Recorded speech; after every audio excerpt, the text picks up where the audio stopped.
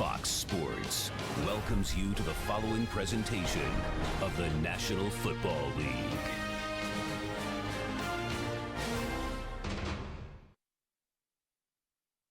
The NFL on Fox from Miami, FLA. Dolphins won the coin toss, deferred. That's been the trend, so we'll see Sam Bradford and the Rams on offense first. Steve Smith, inactive the last couple of games, Tim, is in for the injured Danny Amendola as the slot receiver. Yeah, Austin Pettis absolutely needs to step up, and I think Steve Smith is going to factor in as well as the third wide receiver. This offensive line, they've gotten their bearings, Chris, over the last couple of games, especially in the pass protection department. Very tough matchup against Miami's front four today at the line of scrimmage. Dan Carpenter will kick off, and Chris Gibbons, the speedball rookie receiver, who caught a 52-yard touchdown pass last week, the longest of Sam Bradford's career, is back to return for the Rams. Rams trying to get to 4-2. Dolphins trying to get to 3-3.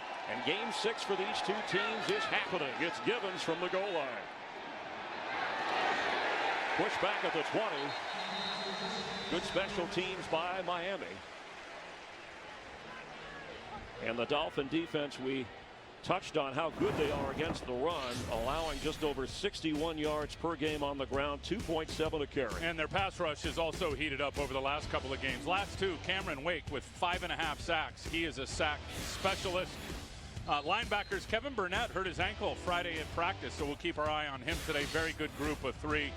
And then out in the secondary, those safeties, I'll tell you, you put on the tape, they're young, but they are certainly coming into their own. Two good players in Clemens and Jones. Steven Jackson carries and powers for about 5 yards. Richard Marshall again out at corner with that back injury from Miami in the secondary, with Nolan Carroll sliding over there, and Steven Jackson at age 29 still carrying the load for the Rams, although not as much from start to finish. Well, I tell you, and just studying these guys, I'm trying to figure out who they are. They only have 7 offensive touchdowns. It's always been, for the last several years, a Steven Jackson football team. Not anymore. Daryl Richardson, the tailback, is getting his touches. And he checks in. They call it their version of thunder and lightning. A lot of Richardson in the first half and Jackson to finish. And there's the rookie from Abilene Christian, a 7th-round draft pick, who's in Dolphin territory and sprinting down the sideline inside the Miami 30-yard line. There's a little thunder and lightning on this unpredictable weather day. Well, this rookie has absolutely got some juice. This is one of their staple plays now. Block down with the tight end, pull the tackle, Barry Richardson. Watch his kick-out block on Koamisi, number 55. Bang, right there. Opens up a big alleyway, gets some nice blocks down the field for the wide receivers, and then you see from the wide receivers, and then you see the juice right there and the speed from Daryl Richardson. A 44-yard pickup marked at the 31 of the Dolphins, and this time Jackson comes back in and gets it down near the 25-yard line.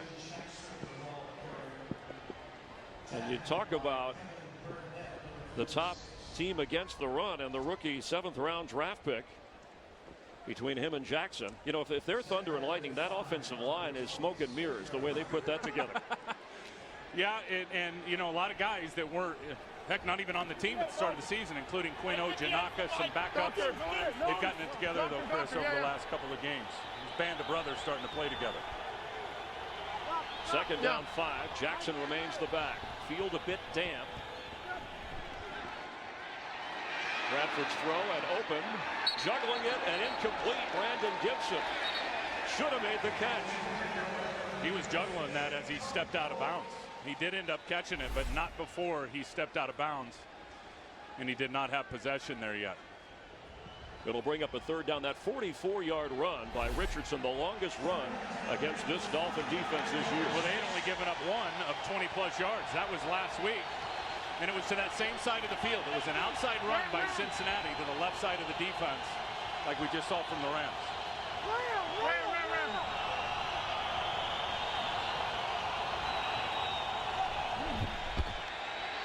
Sam Bradford in the pocket and goes down.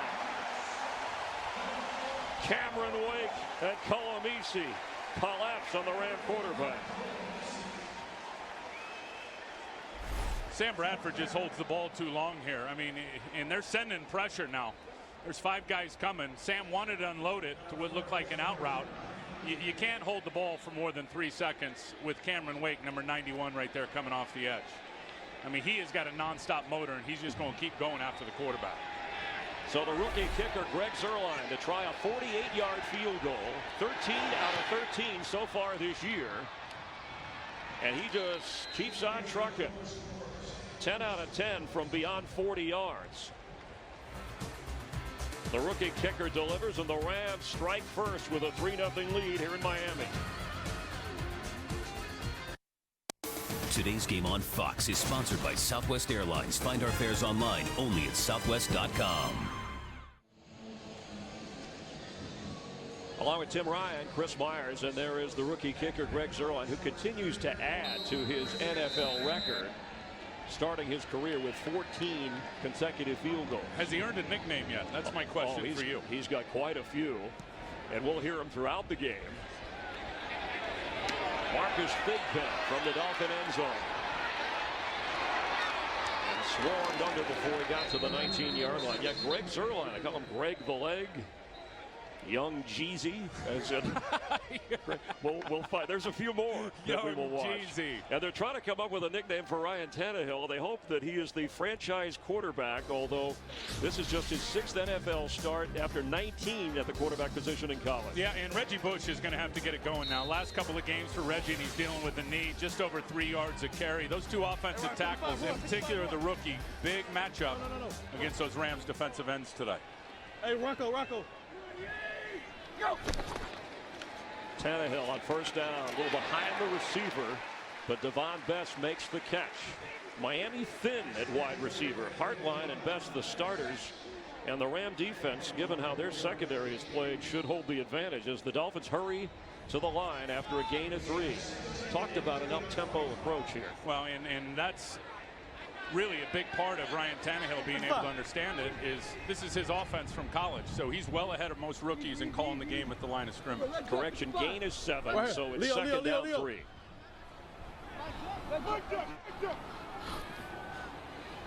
Go. Incomplete.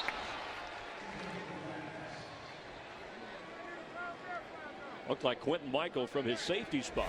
And the Rams love to send pressure off the edge with their safeties, and Quentin Michael just reads the quarterback, and as soon as that left hand comes off that non-throwing hand, he goes up and gets in the throwing lane and gets a bat down and forces third down. Reggie Bush in the slot. Brian Hartline at the bottom of your screen on third down. Yeah, there's Reggie. I told you that was going to happen today with their lack of a third wide receiver. You want to bear it? Fight out. There's the matchup they want right there. Devon Best on Craig Dahl. Go. Pass is complete. Devon Best for the first down, right on cue. And Tannehill has a lot of freedom to change plays at the line of scrimmage for a rookie. And that's what Reggie Bush does in the slot. They put Finnegan, the nickel corner, on him on the other side, which really now isolates this matchup for the rookie quarterback Ryan Tannehill. He's got a very accomplished receiver in Devon Best against a marginal safety in coverage in Craig Dahl. Good matchup. Expect him to hit it all day. They hurry to the line after a gain of 11 from the 36-yard line. Reggie Bush. And Reggie all the way up to the 45 of Miami. Reggie came in averaging 4.8 yards a carry. And this is the Reggie they're looking for. The north and south Reggie Bush. Straight downhill into the middle of the defense. I'll tell you the key right there is the ex-Ram, Kendall Langford, did not play run defense. Kendall Langford, number 98, the left defensive tackle, was rushing the passer. He got too far upfield and got caught, and Reggie Bush creased him with a 9-yard run. Reggie in the slot as a receiver on second down 1. Go. Tannehill goes down to the arms of Chris Long. His 4th sack of the year.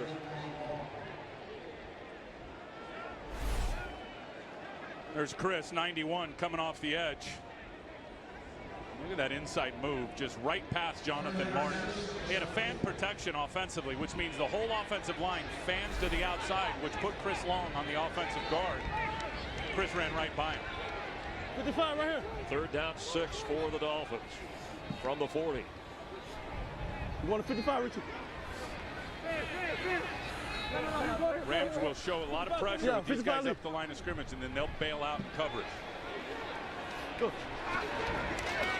Ryan Tannehill, the pass complete, but slipping on the turf is Devon Best. The natural grass here no longer shared with baseball. And it'll be 4th down. They had a college game here, University of Miami and North Carolina yesterday, and of course some off and on rain, but now the sun is peeking through. Brandon Fields, 4th in the NFL in punting. Out for Miami. They trail 3-0. And back to return, Janoris Jenkins. Number no, Danny Amendola, who's out for at least a few more weeks. We'll update that throughout the game.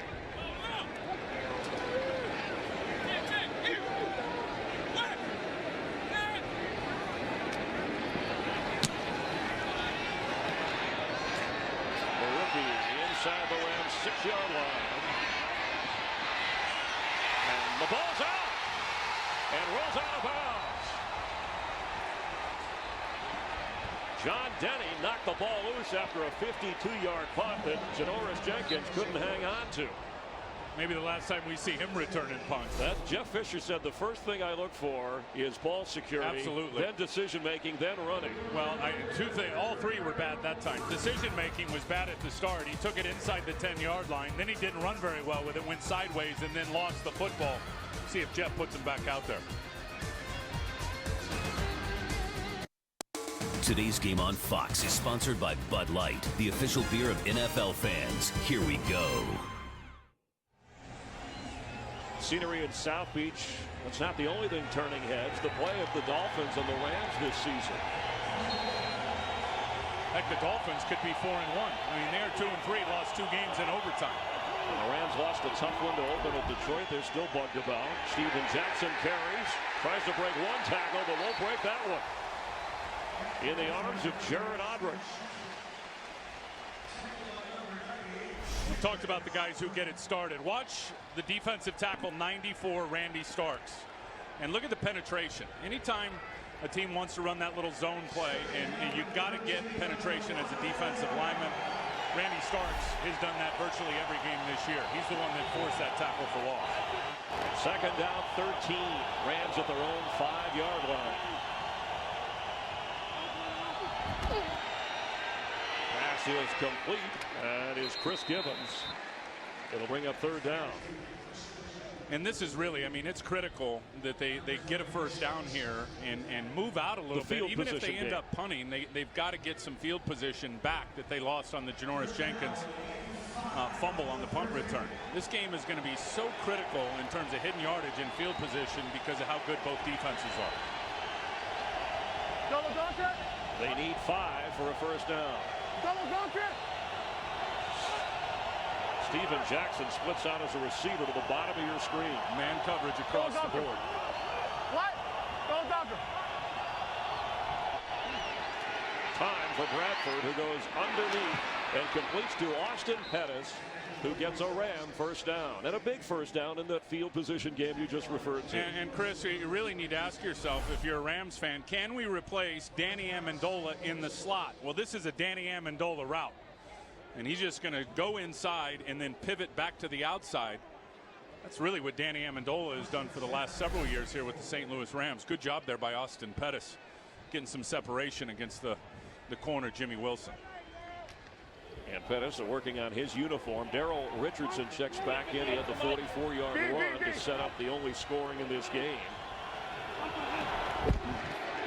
Bradford has it. And going for Gibbons. Chris Gibbons racing inside the 15 of Miami. Rashad Jones made up ground and saved the touchdown. Well, Miami was thinking run the whole way. There's one wide receiver on the field, and that's Chris Gibbons. You got 2 running backs, 2 tight ends, and look at him get vertical right in between the 2 safeties on the post route. Sam Bradford is doing an exceptional job, Chris, throwing the deep ball, and he's going to do it 4 or 5 times in this game. A 65-yard gain, longest pass play of the season for the Rams. And Bradford had his most complete game in his NFL career earlier this year in a win over the Redskins. What? from the 11-yard line of Miami. Steve Smith on a linebacker in the slot there.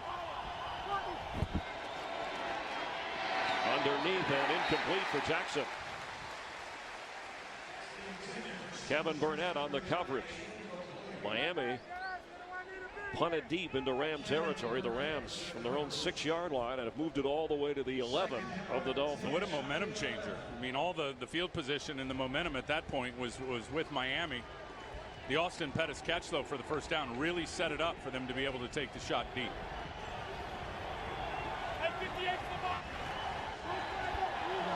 Daryl Richardson the back.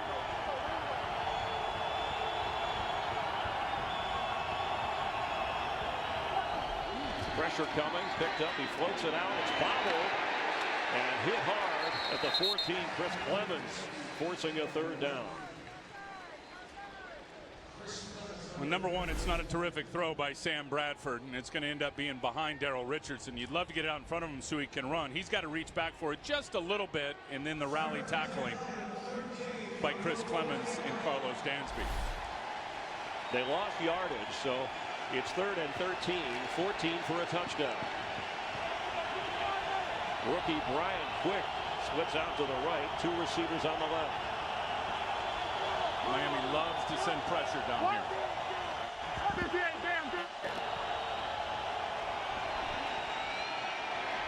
Bradford, end zone, nothing. Austin Pettis was in the neighborhood, but the Dolphin defense stalls the Ram drive. So here comes the rookie kicker, Greg Zuerlein.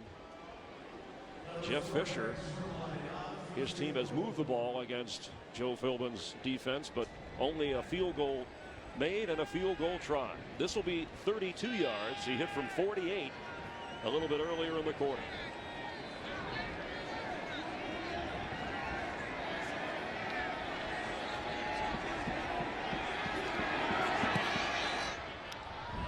He is as money as a kicker can be. 15 out of 15 to start his NFL career, and it helps the Rams build a 6-0 lead here in Miami. Today's game on Fox is sponsored by Ram Trucks. Guts, glory, Ram. By Pizza Hut. Make it great. And by Lowe's. Lowe's. Never stop improving.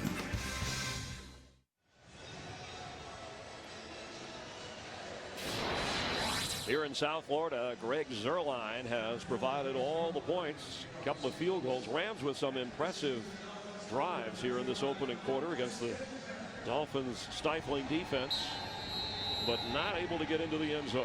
Well, that's been a problem, Chris, all year. They've only got 7 touchdowns in the first 5 games. Marcus Thigpen watches the ball skip through the end zone. Dolphins will take over on offense. You'll get to know Ryan Tannehill just a little bit more. 6'4" rookie from Big Spring, Texas, and Texas A&M. Taking over here in a moment. Ryan Tannehill, the rookie, leading this Dolphin offense, was a wide receiver at Texas A&M, but stayed in the quarterback meetings. Actually led them in receptions, and then moved as a junior to quarterback. His second game threw for 449 yards. Always believed he would be a quarterback. Drafted with the 8th overall pick by Miami, and now starting in the National Football League. 28, go, go. From the 20 on first down, Reggie Bush has nowhere to go. And will lose 5 yards plus. Well, the Rams defense, it's got to start with the front side defensive tackle. Look, Miami loves to run to the tight end side, and they are hoping Michael Brockers, the first-round pick, has an impact, and he did right there.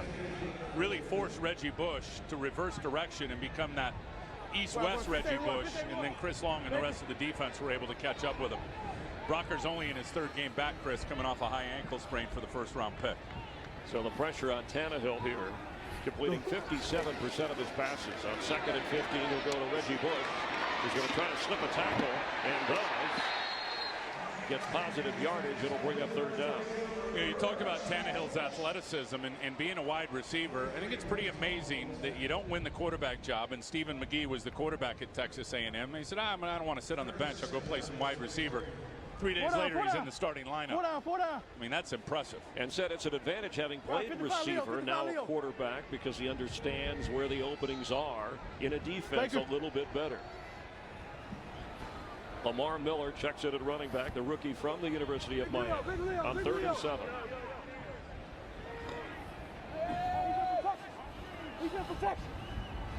Go. Here comes the blitz. Pass is hauled in, but short of the first down by the 3rd receiver, Marlon Moore. And Miami forced to punt. Well, and that's an all-out blitz from Jeff Fisher and the St. Louis Rams, and forcing the ball out quick from Ryan Tannehill. The Rams send 7 players after the quarterback.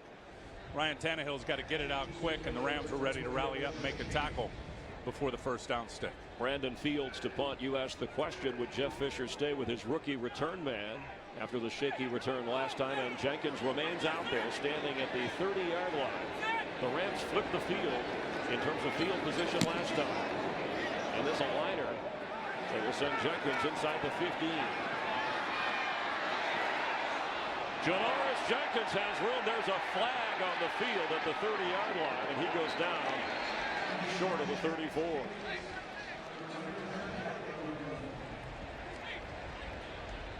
Gene Steratore crew, our referee, one of the most respected. During the return, illegal block in the back.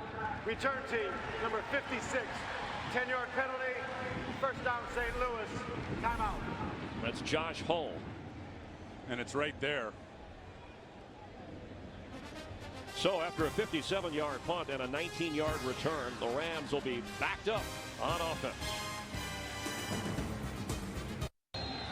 Dolphin defense, we mentioned, allowing only 61 yards for an entire game. Already the Rams have 51 on the ground. On the 18-yard line, that's Darrell Richardson. Running it outside and run out across the 20-yard line. Sean Smith coming up from his corner spot. I love play repeaters, and that's exactly what Brian Schottenheimer did there. That was the big one they had on the long run early in the game with Darrell Richardson, the outside power, blocking down with the tight ends, and Coach Schottenheimer went right back to it. Son of Marty Schottenheimer, former head coach. In fact, we have quite a few assistant coaches, 3 other ones on the Rams staff that are sons of former or current head coaches, including Jeff Fisher's son, Brandon. Again, same formation we saw earlier, going 1 wide receiver on the field. This time they run it. The other way with Richardson, who fights hard for a first down across the 30-yard line. Let's check in with Kurt Menefee for a game break. Kurt? All right, another big run going on, this time for the Cowboys at Baltimore. Felix Jones, 22 yards out. They had to review it because they initially called him out. On review, he scored a touchdown. Cowboys have the lead 7-3 on Jones's first touchdown since opening weekend 2011. Chris and Tim. Thanks, Kurt. Good matchup there. Of course, America's game of the week after this. Many of you will see the 49ers and Giants. After a gain of 11, Sam Bradford on first down. And open for a first down catch, Chris Givens. The rookies of Givens and Richardson have helped the Rams move the ball successfully tonight. And the second-year player, Austin Pettis, has certainly played a role in some of the nice plays. He had the big catch for the first down on 3rd down, and then that time he was the guy that chopped down the defensive end that's supposed to be the guy to keep Sam Bradford in the pocket. It allowed Sam to get out and deliver a strike to Givens. 12-yard pickup, fresh set of downs. Rams have dug out of the hole from their own 43, leading 6-0.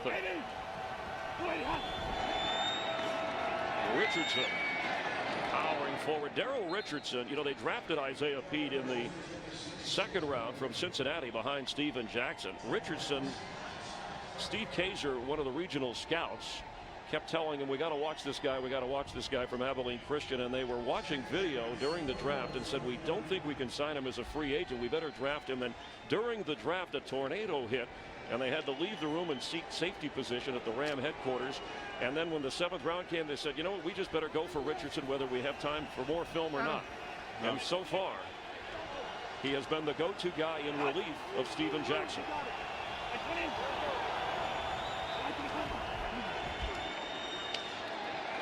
Bradford's throw again for Givens, and knocked away, incomplete.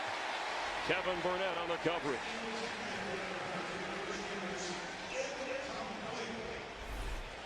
This ball came out of Sam's hand a little bit funny. You're going to see it wobbling. It's not a real tight spiral. It's got some wobble on it, which forced it to be, I think, just a tad bit underthrown. And because of that, the linebacker, Burnett, never even found the ball, but read the eyes of the receiver and got his arms up in the catching basket of the receiver and was able to get a pass breakup. 3rd and 4. Boy, Burnett can run. You see him stride for stride with Gibbons. Roger. Go. Blitz coming. Bradford's pass goes nowhere. Cameron Wake was on Richardson and took any option away for Sam Bradford. So with 10 seconds remaining here in the opening quarter, the Rams will be forced to punt. That was just football intelligence and smarts by Miami on defense. You heard a rocket call from the St. Louis Rams at the line of scrimmage, which a lot of times means slide the protection to the right. R for rocket, slide it to the right. They slid everything to the right, and Cameron Wake just peeled off with the running back. Part of the Ram rookie tandem. Here's the punter, Johnny Hecker, who has thrown a touchdown pass this year. He's also roughed up some people on coverage teams and set a gross yardage record against Arizona last time out. Pressure on there, but he gets it away high. And Devon Best at the 15-yard line.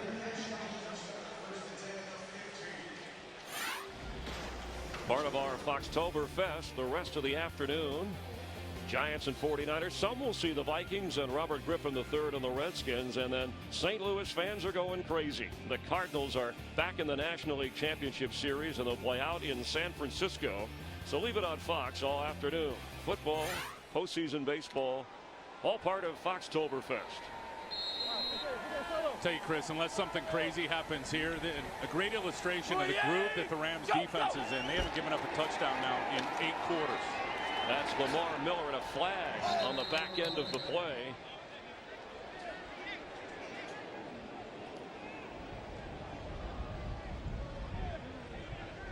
Miami unable to mount a drive so far against this Ram defense. Well, think about that. Jeff Fisher, the head coach, defensive background. We covered the Rams enough last year to know that they were porous at best defensively. No touchdowns in the last 8 quarters against that defense. That's a statement. Holding. Offense number 68. Half the distance to the goal. First down. Timeout. The call against one-time Ram Richie Incognito, as one Ram player called him a bully. The Rams have bullied their way to a 6-0 first quarter lead and will continue the NFL on Fox from Miami in a moment. Tim Ryan, Chris Meyer, start of the second quarter on 1st and 17. Here comes a flag as Reggie Bush carries. They're going to get St. Louis here, it looks like. Offside. Defense number 96. 5-yard penalty. First down. Backup defensive lineman Kellen Hurd called for the violation. There's Joe Philbin, head coach of the Dolphins, first time an NFL head coach, and the first quarter numbers the rushing yards for the Rams. That's what has allowed them to set up a couple of field goals. Yeah, they have taken the #1 run defense in the NFL by a pretty good margin now, the Miami Dolphins, and have slammed that football right into their face. There's some confusion about what was 1st and 17 after the penalty. The game clock operator, please set the game clock to 14 minutes, 54 seconds. 14:54 on the game clock, please. Thank you. And also resetting the clock. So now it is 1st down and 12 following the penalty, and the clock has been adjusted. Dolphin offense is yet to get anything going. Reggie Bush. Dancing and out of bounds. It'll bring up 3rd down. Make that 2nd down after the penalty. So they will cut into some yardage. Reggie Bush, who made it clear he wants to lead the NFL in rushing at some point and help his team win, but said the reason he said it is because he felt like here, getting this opportunity, this is a place he could really do it. Well, had a red hot start to the season. Since that knee injury, though, against the Jets, Chris has not been the same. And to his own admission, said he's been thinking about it and thinking too much about the knee injury. He just got to hit it up inside. Pass is incomplete, thrown a little behind Devon Best. And Reggie Bush, because of all those runs, has not been active in the receiving game as much. There is a flag down at the 10-yard line. Well, as much spread as they run, the Miami Dolphins, and getting 4 and 5 guys out in the pattern, Reggie has got to be a bigger part of the passing game. He's the best in the business at catching the ball out of the backfield, period. Especially with that limited third receiver. Absolutely. A rocky start in terms of flags to the second quarter here.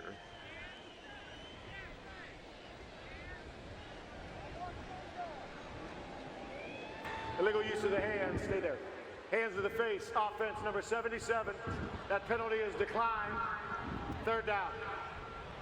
They called it on Jake Long. Yeah, and there's Jake. Not so sure though that's not on Richie Incognito. Oh, they were both up to the face. Both of them. Incognito had Kellen Hurd, and Jake Long had his hands all up in the face mask of Robert Quinn. They could have got either one of them. 3rd and 8. An important field position down.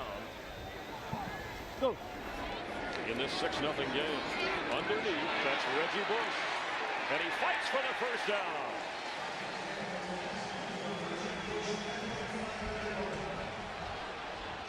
Reggie came into the game. There's a flag down back inside the 10. Holding. Offense number 77. Half the distance to the goal. Third down. Jake Long, another penalty called on successive downs. It'll wipe out a first down game. And there's Jake there at left tackle. He's going to be all alone out there with Robert Quinn, who's really coming off an outstanding performance. That's not a hold. That is a bad call, in my opinion. Robert Quinn just lost his balance. You know, that's what the good offensive tackles do. You get an edge on them, they're just going to jump on your back and force you to fall down. It was actually a good job by Jake Long. Now 3rd and 16. Underneath, that's Anthony Fasano, but short of the first down. So the Rams, and there's a penalty flag coming late. There's the bully Incognito. And that's just stupid. In a field position game that we talked about, you can't come up with post-snap penalties like this after the play. Coaching staff telling us about Incognito. After the play, personal foul, unnecessary roughness. Offense number 68.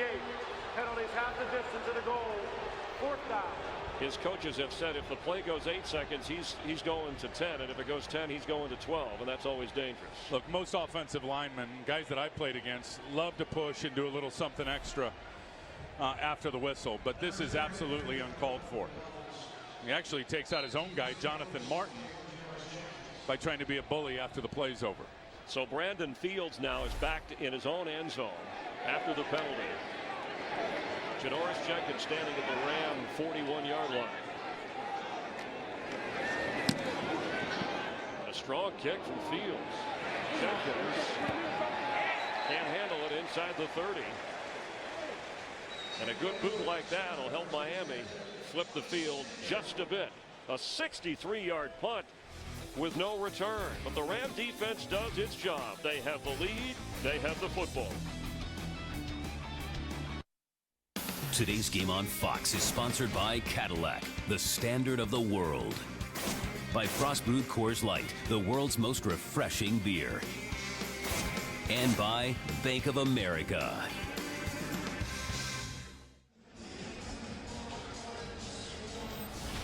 Here in South Florida, Jeff Fisher, first-year head coach of the Rams after time in Tennessee and a year off. Remember, the Dolphins interviewed him.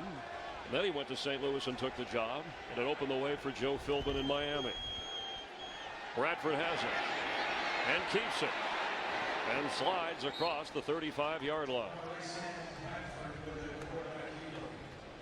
Sam Bradford played a national championship game here for Oklahoma and didn't like thinking about it. Doesn't have good memories against that game against Florida. The Florida Gators beat him up, but hoping to create positive memories here after an 8-yard game. Came in with 6 touchdowns and 5 interceptions, completing 57% of his passes.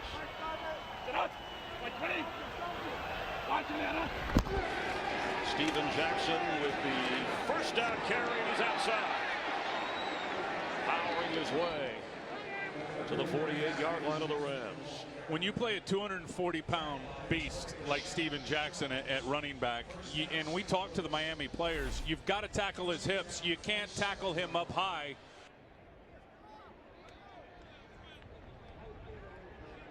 Really allow Steven to pick up the extra yards. Carlos Dansby told us, he says you got to get down on his hips and stop his legs from pumping or you got no chance. It's a good change of pace between him and the rookie Daryl Richardson. After the 12-yard gain, Jackson powered straight ahead just short of midfield. And let's check in on the Falcons and Patrick O'Neal.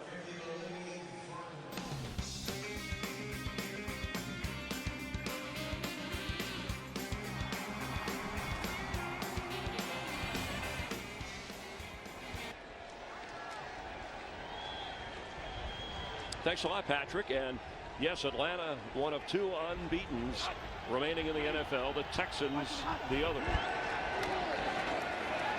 And Steven Jackson bottled up this time. It'll bring up 3rd down. Do you see the last 2 plays on Steven Jackson? Both times tackled near the line of scrimmage. Both times the defenders were down near his hips. And Olivier Vernon, you're going to see him right there wrap up the hips and get the big back to the ground. That's where his core is. That's where all his power is, Steven Jackson. And that's the aiming point for the tacklers today. Vernon, the 3rd-round draft pick from the University of Miami, on 3rd and 8.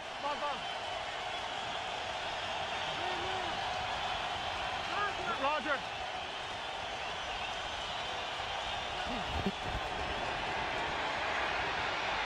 Bradford will run for the 1st down and get out of bounds near the 31-yard line of the Dolphins.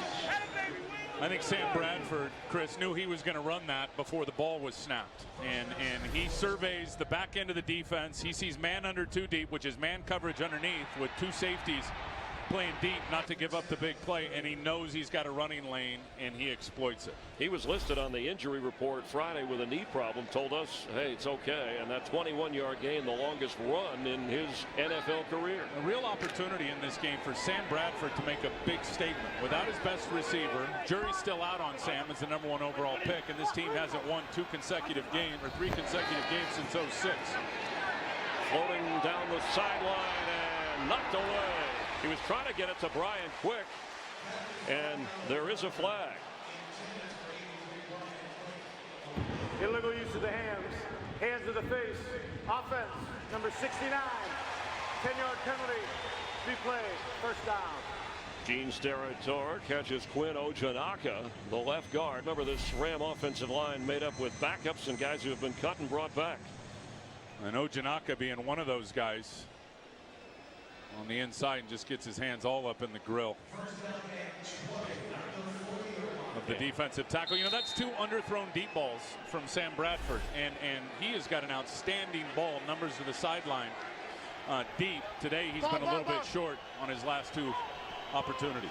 Both Steven Jackson and Isaiah Peed are in the backfield on 1st and 20.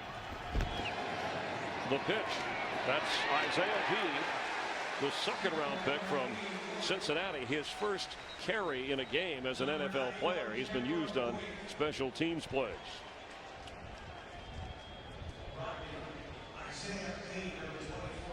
Rams opened the season with a tough loss at Detroit, beat the Redskins at home, then lost on the road at Chicago, then beat Seattle and Arizona at home, trying to win a road game. Yeah, think of those last 4 defenses they've played, including today.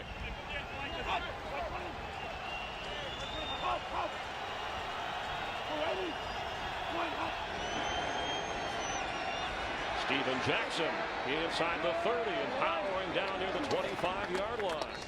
A healthy chunk of yardage to make 3rd down a little bit easier for this offense. Well, and a very nice block from the fullback, Britt Miller. You know, not a lot of teams play with a fullback as much anymore. The St. Louis Rams do, and he's going to end up squaring up right there on Trusnick in the hole. Bang, which opens it up for Steven Jackson to pick up a few extra yards. Britt Miller came in with a sore ankle, special teams captain, and delivered there. So now 3rd and 6 already in field goal range. See if they work the slot again with Austin Pettis out there.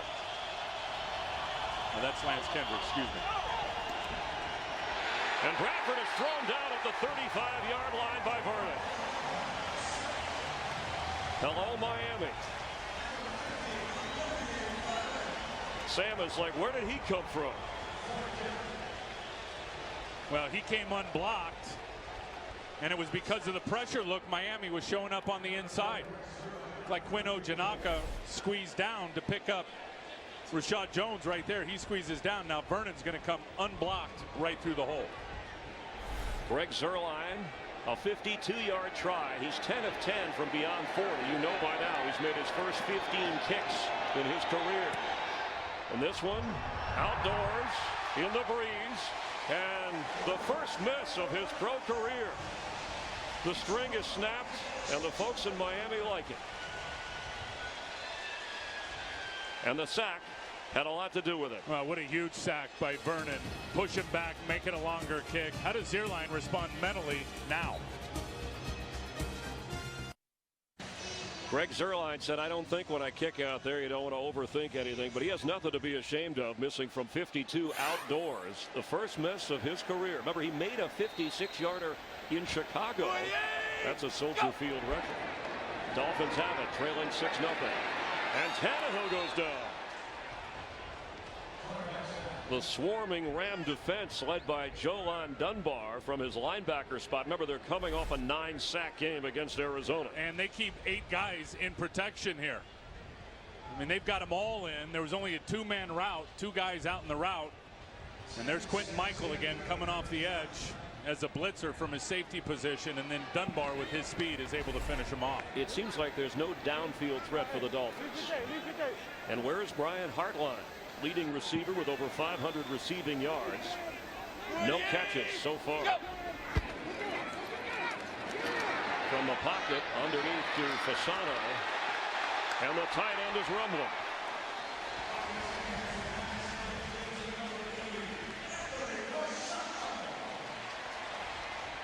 You know, you ask about where are the wide receivers. These corners are pretty good for the St. Louis Rams, and Cortland Finnegan, who's out there on Hartline, and then Janoris Jenkins on the other side.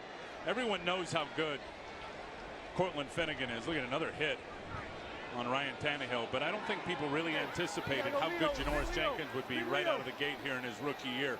He is having a super season. 13-yard pickup, so from the 48-yard line of Miami.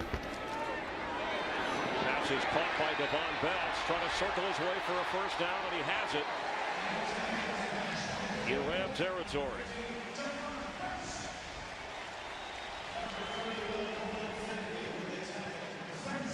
This guy has been a third down machine since he's been with the Miami Dolphins. I always like guys out of college programs, and Devon Betts was at Hawaii, and they catch about 1 million balls there in their college career. And it shows. I mean, he's very good hands. He reads coverages as he did there. Just runs a shallow crossing route under the linebackers in zone coverage and able to pick up the first down. Dolphins' best drive of the day from the 46. Tannehill rolling out, and open is Marlon Moore. Inside the 35 of the Rams. So let's check in with Kurt Menefee for a game break. Well, the Colts' Andrew Luck was picked off for a pick 6 by Antonio Cromartie, but it was called back due to the penalty. That's okay. The interception counted. Sean Green made it a touchdown, and the Jets have a 14-3 lead over the Colts in the second quarter. Chris and Tim? Thank you, Kurt. Of course, Andrew Luck drafted first, then Robert Griffin the third, and the 8th overall pick, Ryan Tannehill, third quarterback taken. As he hands off to Marlon Moore, there is a flag down as he goes out of bounds.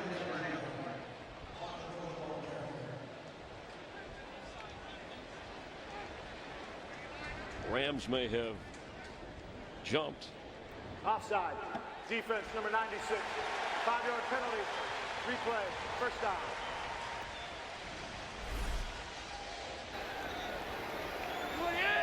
Go, go! Kellen Hurd, free agent pickup from Buffalo. That's twice on him today. Pretty good trade for a young rookie quarterback. That hard count by Ryan Tannehill. Reggie Bush trying to run inside. Can't move very far. You know, the coaching staff talk about Tannehill.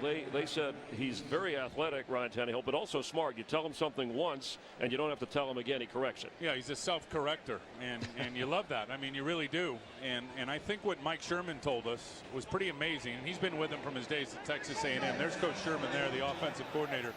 He said he has never seen a guy just in the last 3 weeks grow and improve as a quarterback like Ryan Tannehill has done. just in the last 3 games. Coming off his best game of the year, according to Mike Sherman. Tannehill wide open is Marlon Moore, and that's a Dolphin touchdown.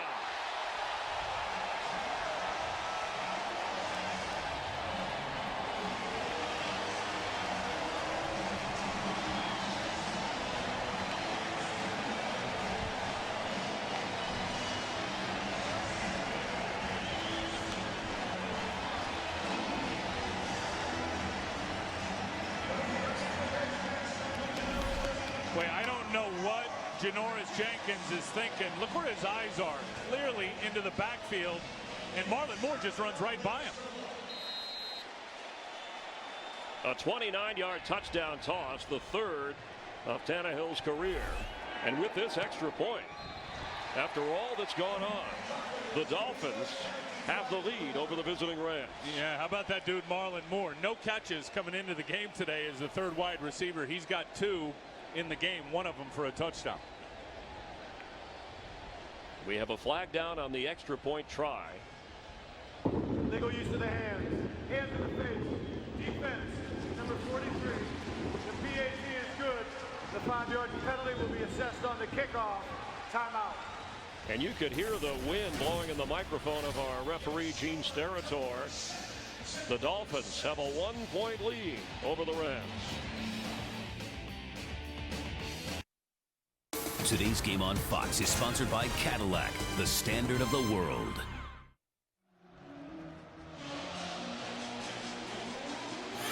Dolphins trying to burst the Rams bubble here in windy South Florida. Rams trying to win their 3rd straight. The Dolphins are trying to get to 500. Marlon Moore hauling in the touchdown pass, and Tannehill 11 of 13 for over 100 yards already. After the penalty, moving up to kickoff, and it's grabbed and knocked down inside the 10-yard line by Britt Miller. And the ball is loose. Looks like Pettis ended up with it. That's a mistake by Britt Miller. You got to let that ball go over your head. You're a fullback. Let the returners get it. And we have an injured Dolphin at the 15-yard line.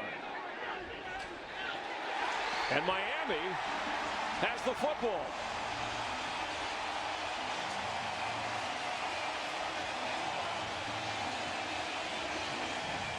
Coming up with it, Marcus Thigpen. I don't know how he did. And Vernon, the injured Dolphin. Well, look at already how loose Britt Miller's carrying that ball away from his body. There is the shot that knocks it out. And then it looked like Pettis had it at the bottom of the pile, and Thigpen apparently pulled it away from him. And remember, because of the penalty on the Rams, the Dolphins kicked from the 40 and were able to squib it, and they come up with the loose football.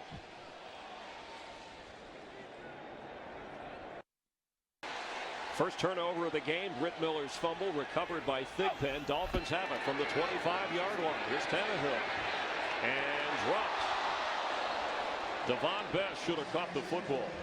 Do want to mention that who recovers it in the pile is not reviewable. There was a scramble and the Dolphins came up with it, and Olivier Vernon, who had his first NFL sack in this game, was helped off the field.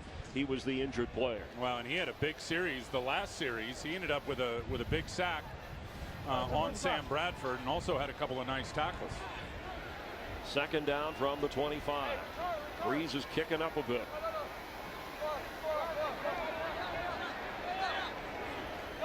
Brian Hartline to the top of your screen has not caught a pass today. Reggie Bush. It'll be 3rd down. Let's check in for a game break with Kurt Menefee. Kurt? Well, you guys have a couple of versatile running backs in your game, but here's another one. Ray Rice of the Ravens. Out of the backfield, takes this reception, 43 yards, goes out of bounds, but later on, he took it in with a 1-yard touchdown run. Ravens and Cowboys all even at 10 in the second quarter. Chris and Tim. Thanks, Kurt. The Cowboys fighting to improve on their record. The Ravens leading in the AFC North. And the Ravens simply don't lose at home. Cowboys can get that done. It'll be a big statement. 3rd down here after the turnover. Incomplete. Anthony Fasano was standing at the 25-yard line. Field goal try Miami can add to its 1-point advantage. Dan Carpenter is 6 out of 10. He's missed 2 from beyond 50. But Dolphin fans will tell you, if he made some of the kicks you expect him to make, they might be 4-1 instead of 2-3. This will be from 42 yards. Wind blowing in his face.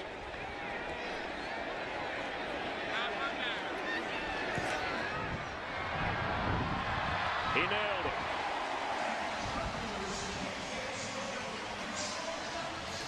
After trailing 6-0, the Dolphins take advantage of the fumble and lead 10-6.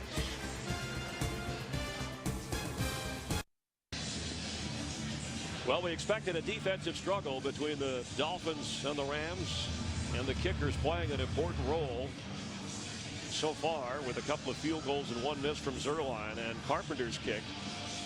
Miami has the advantage. The only touchdown of the game, Tannehill to Marlon Moore. Chris Gibbons back to return with 4:19 to play before the half. Good job by the defense coming in sudden change right after the big fumble on the kick return and only holding Miami to a field goal. Costly error by Britt Miller even trying to field that ball. This kick sails through the end zone. No chance for Gibbons. We come out to the 20-yard line where the Rams will take over on offense. Well, I think one of the storylines today was the defense of both of these teams, but it's our first look up close at Ryan Tannehill, and he has handled things even after a slow start. Well, he's been impressive. I mean, what he does at the line of scrimmage, we know St. Louis gets after the quarterback. He's 11 of 15 in this game, and threw his 3rd touchdown pass to a wide open Marlon Moore down the sideline. So I've been impressed with him. Sam Bradford, who ran for some yardage to help the Rams, is set up to throw and dumps it off near the 30 to Lance Kendricks, his tight end.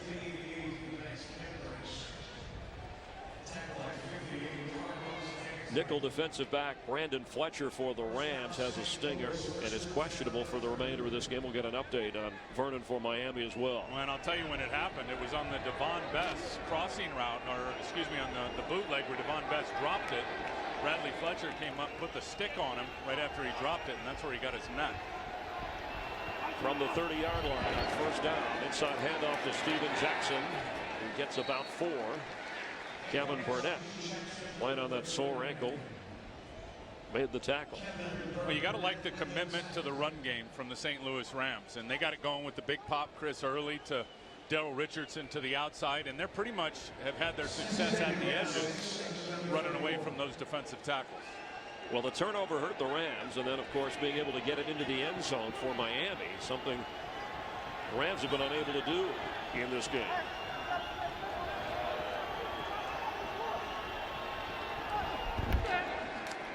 On second down, that's Brandon Gibson, who puts a move on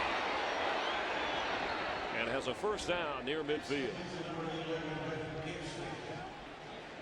Gibson came in with 13 catches and a couple of touchdowns. And does a very good job of just reading the off coverage, putting the brakes on, and running the comeback back to the ball. Nice little move there on Smith, but he's got to look at him change hands now. He's going to have to put that football away, get it tighter to his body in terms of ball security, or I promise you one of those Dolphins is going to knock it out. Just short of their own 49-yard line, trailing by 4. We have a flag. False start. Offense, number 62. 5-yard penalty. First down. That is on the veteran Harvey Dahl, the right guard. 6 penalties in this game for the Rams. That backs him up, so it's 1st and 15. Rams can't afford to fool around in the NFC West. The 49ers have just 1 loss. The Cardinals have just 1 loss. And the Seahawks rapidly improving as well.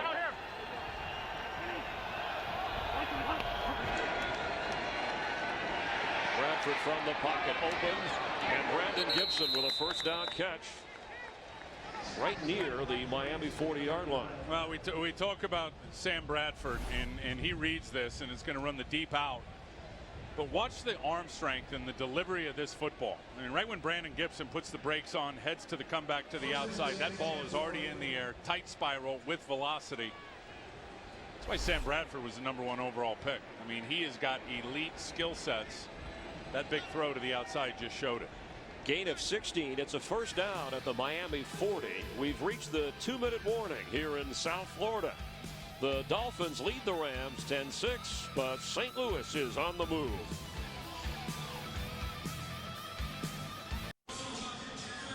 Well, the Rams inside of 2 minutes of either half are the second best scoring team this year in the NFL, right behind the Lions. They have all 3 of their timeouts from the 40 of Miami.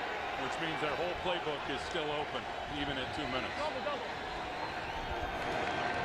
Steven Jackson. And he fights hard to get extra yards.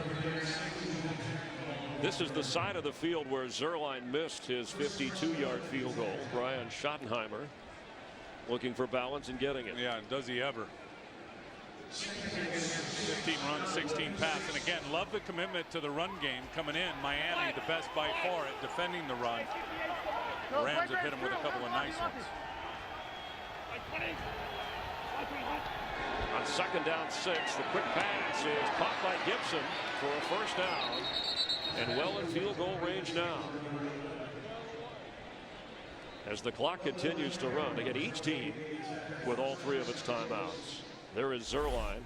Well, and a good job by Sam Bradford, because here comes the pressure right here. And watch Sam, he's just going to unload it right to the blitz beater, which was Brandon Gibson, versus that blitz, able to pick up the first down.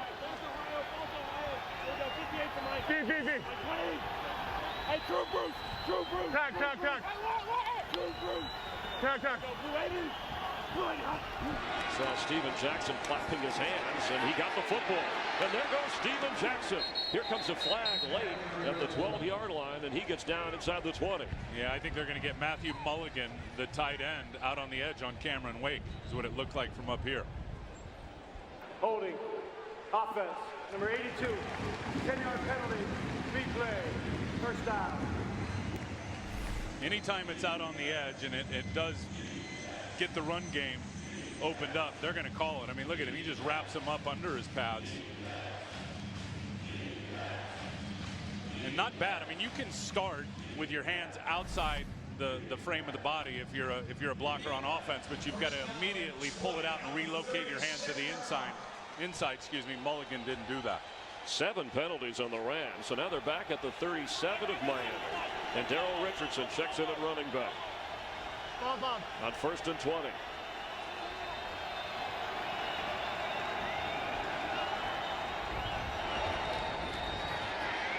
Bradford better get rid of it, and does. He was looking for Austin Pettis. Bradford now 10 out of 16 so far, 146 yards in the game. It'll be 2nd and 20. Right now you're looking at a 55-yard field goal, something that the Rams probably would try even in outdoor conditions, because you're nearing the end of the half, but it would depend on how much time is on the clock. Zerline has made a 60-yarder already in his career and a 58-yarder. It came in the same game, an NFL record.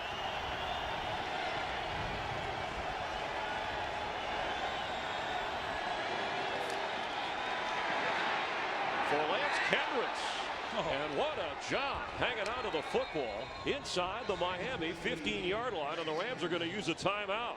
What a throw from Sam Bradford. This was tight coverage now with Lance Kendricks. Kevin Burnett's going to peel in coverage, number 56. And look at him. I mean, he is right there on Lance Kendricks, flips his head to locate the football, and just can't come up with it quick enough because that ball was a laser in terms of its velocity.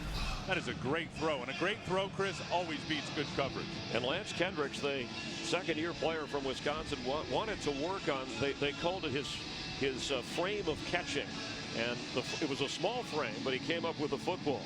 Well, and he's been a disappointment as a second-round pick, and he has no problem getting open. He's got no problem, you know, as a blocker and then running away from defenders in pass coverage. He just had a problem with drops. So a fresh set of downs from the 14 of Miami.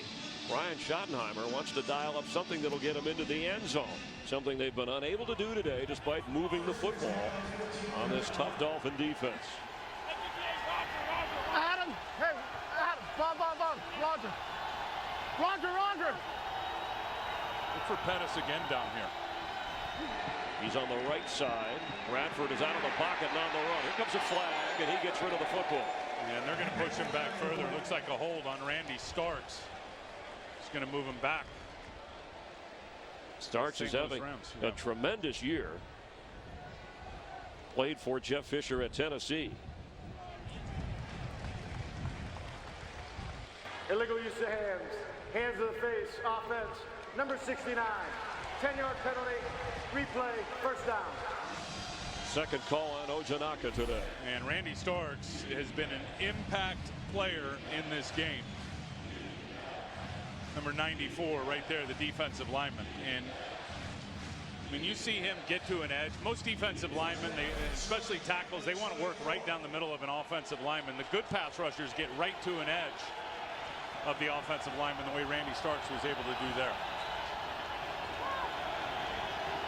From the 24-yard line. 2 timeouts remaining. Darrell Richardson will run with the football and get inside the 20. And the Rams are going to use their second timeout. Jeff Fisher will have 1 remaining. Visa halftime report is coming up. Some wild games. Baltimore leading Dallas. The Raiders on top of Atlanta. In fact, let's check in with Kurt Benefish. Coming up on the Visa halftime, we'll have highlights from a busy week 6, including the Falcons looking to go to 6-0 as they host the Raiders. But it may not be that easy. Matt Ryan picked off twice in the first quarter. Plus, Andrew Luck takes his first trip to New York to take on the Jets. It's all coming up on the Visa halftime. See you then. Kurt, we look forward to that. All the highlights and stats, the fantasy numbers you need to know.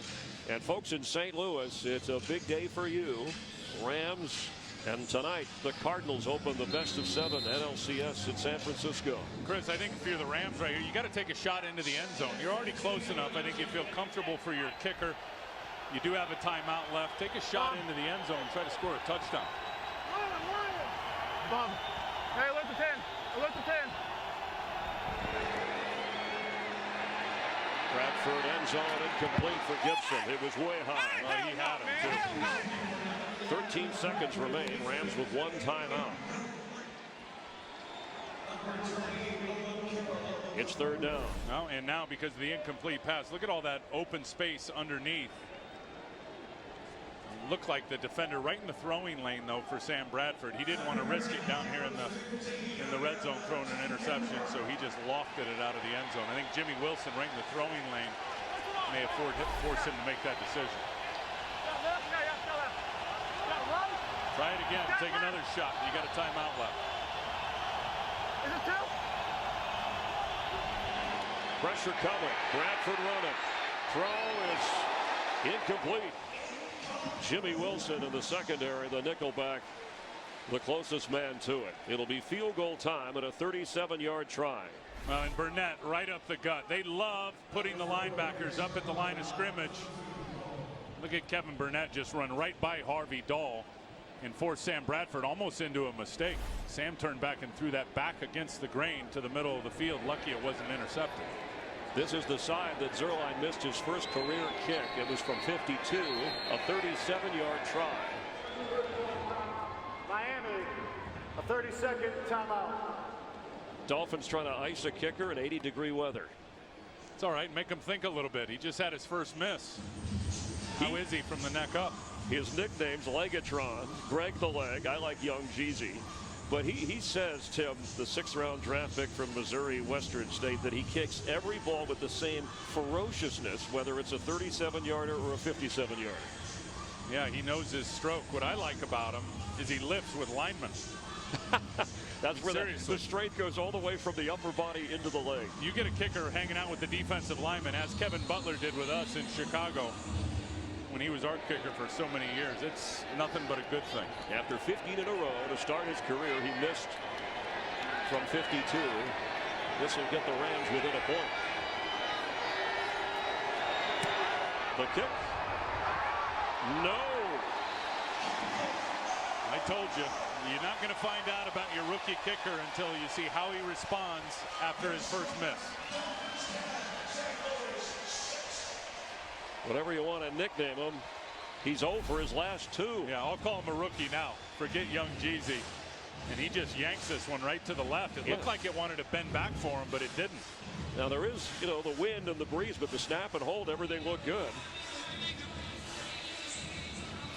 Looked like he looked up right before his legs struck the football. It looked like he already had his eyes up in between the goalposts.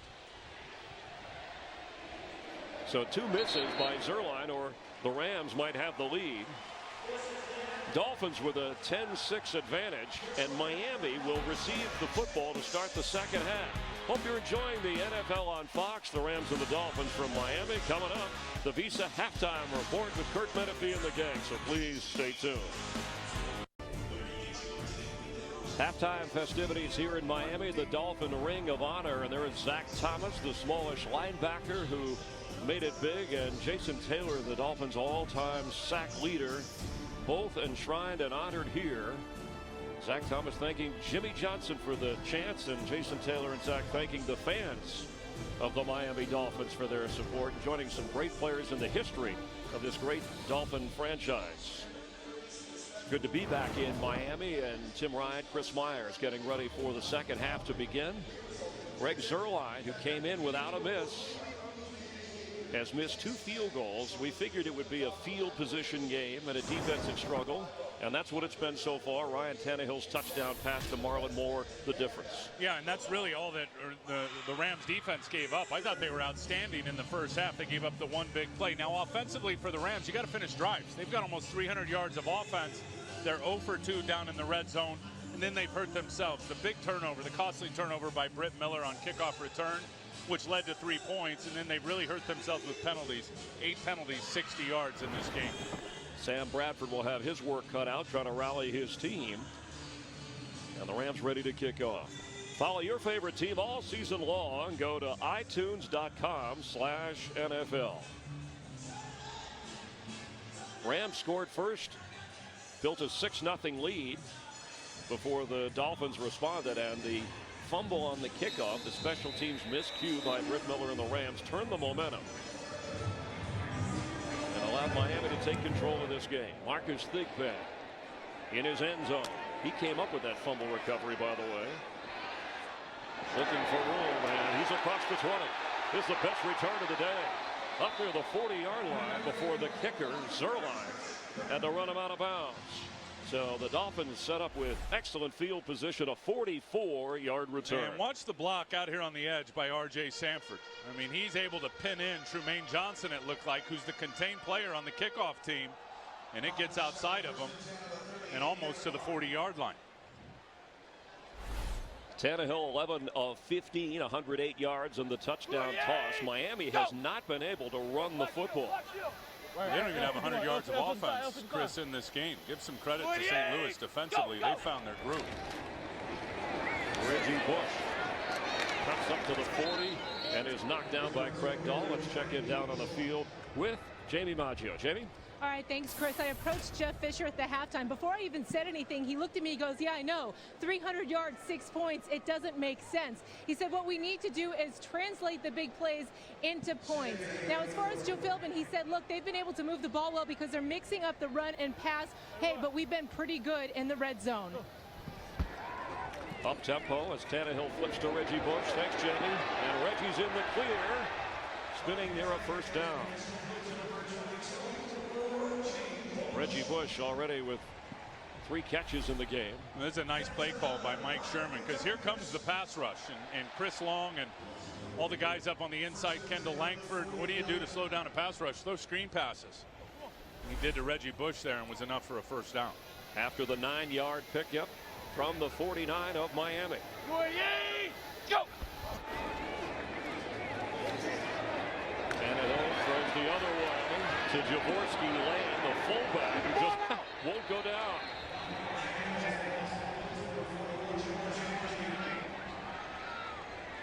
Another Texas A&M Aggie.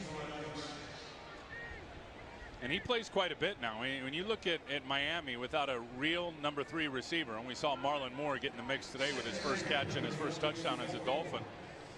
They play with a lot more fullback on the field, and Jaworski Lane's been that guy. Crisp opening drive of the second half for the Dolphins, protecting a 4-point lead. Open, Fasano. Portland Finnegan, haven't called his name much, but he was right there to make the tackle. It's another fresh set of downs for Miami, marching to the Ram 36. And Bradley Fletcher, who was injured in the first half, is back out there for the Rams. I'll tell you, the beauty of Ryan Tannehill as a rookie is he just doesn't miss in terms of when he sees an opening in the coverage or avoiding the coverage. Every time there has been a little bust coverage-wise by the Rams defense, Tannehill has exploited it with his arm. Go, go. Reggie Bush with the carry. Can't get much.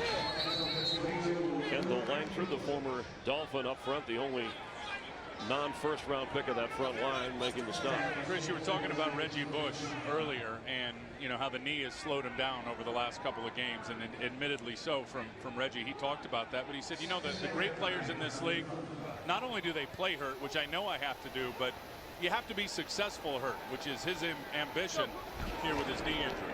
And they fake it to Reggie, and back to Lane to the 30-yard line. Reggie Bush, who is a free agent at the end of this year, has made it clear he wants to stay in Miami. As he said, hey, why leave now? We're building something good with Tannehill. Also to be a father soon. Excited about that. We congratulate Reggie on that. And he stays in on 3rd and 4. 55 lead. Watch the green down, Richard. Yeah. Yeah.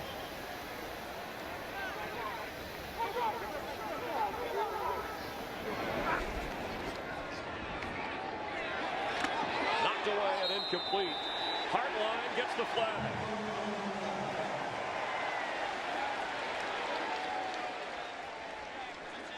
Looked like Bradley Fletcher just pulled him with his backhand around the waist. You can put your hand on the back or on the waist of the receiver, but you can't material affect him, which means you can't pull him with that arm. Pass interference.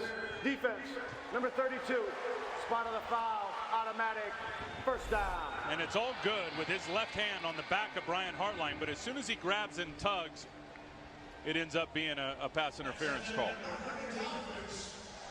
Rams with 9 penalties.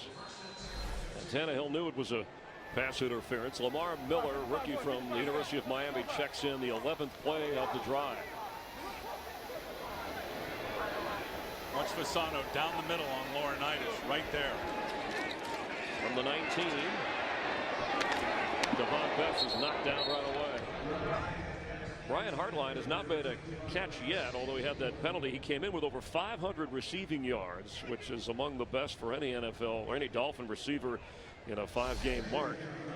And here having to go to Devon Best, who has 4 catches. Yeah, and Devon's been stepping it up over the last couple of games. Hartline's been a surprise to them. Remember, he didn't do anything in the offseason because of his appendicitis, then had a calf injury in training camp. They didn't know what they had in that dude. I've been excited what he's done in the first 5 games. Offense. Number 74. 5-yard penalty. Second down. John Jerry, the right guard, called for a false start.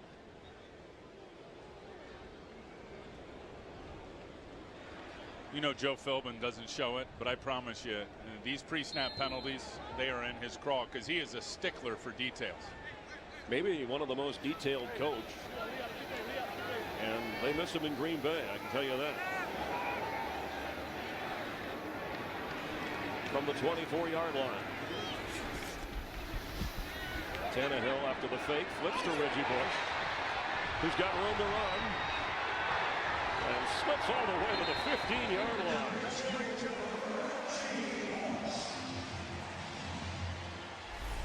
Well, watch a little play action fake. There's Reggie with Fasano in the backfield. Looks like they're going to stay in for protection.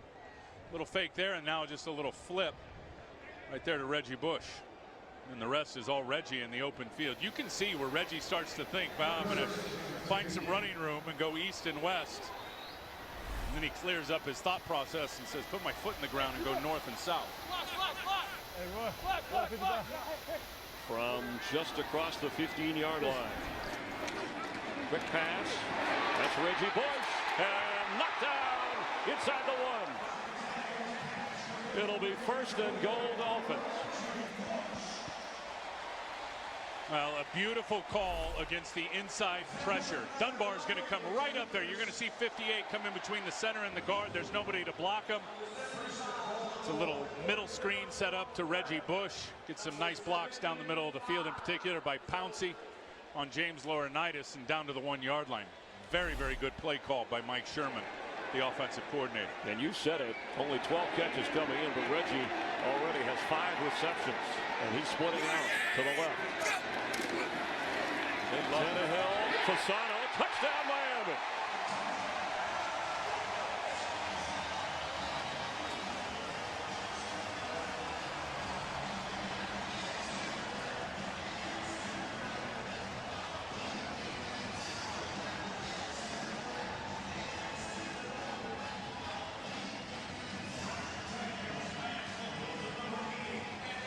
Dolphins take the opening kick from the second half and march into the end zone.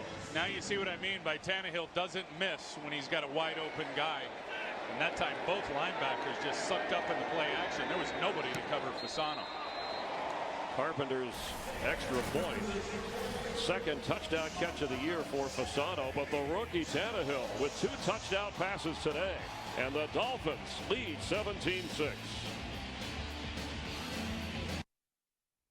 Today's game on Fox is sponsored by Southwest Airlines. Find our fares online only at southwest.com. By Bud Light, the official beer of NFL fans. Here we go. By DirecTV. Don't just watch TV, DirecTV. And by Taco Bell. Sometimes you gotta live Moss. Tim Ryan, Jamie Maggio on the field, Chris Myers with you, and hope you're enjoying the NFL on Fox. Ram defense perspiring after a 44-yard kickoff return, and then Tannehill marches the Dolphins in with his 2nd touchdown pass of the game. I'll tell you, you just got to love that Ryan Tannehill, and I've said it, he doesn't miss the obvious one. And it's like, you know, so many coaches sit up in the press box and go, that's what we want. And they have a busted coverage, and young quarterbacks don't see it. Ryan Tannehill hasn't missed it. 7 of 8 on that drive. And it's only the 6th game of Tannehill's career, but people are already saying he's the 2nd best quarterback in the division in the AFC East. Carpenter hits. Well, you're going to pile on Sanchez too? No, I'm complimenting Tannehill. Oh, okay, got it.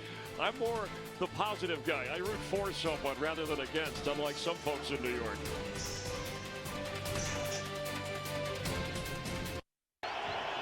Rams behind in the field position game and on the scoreboard. 1st down from the 20. Steven Jackson carries. They're 2 scores down, Tim Ryan, and Sam Bradford without Danny Amendola, his security blanket, his go-to guy, 38% of this Ram offense. Well, I look, and I think for that reason, you got to continue to do with what worked in the first half, was pounding the run at this #1 run defense. And you said it, down 2 scores, 11 points, got almost a half of football left. We got to continue to stay committed to the run game with Steven Jackson and Daryl Richardson. And Richardson checks into the game. He's the breakaway speed back, the 7th round draft pick from Abilene Christian on 2nd down 6. He gets it, and a knockdown right away. Paul Soliai showed you why they were #1 against the run coming into the game. Well, it showed you Randy Starks in the first half and some of the plays that he was making at the line of scrimmage.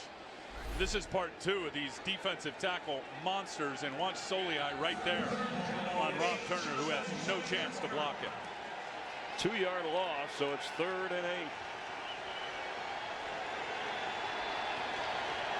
From the 22.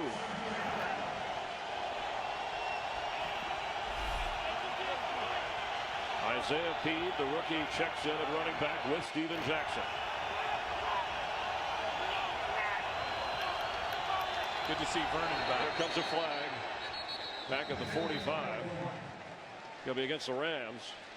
Delay a game. Offense. 5-yard penalty. 3rd down.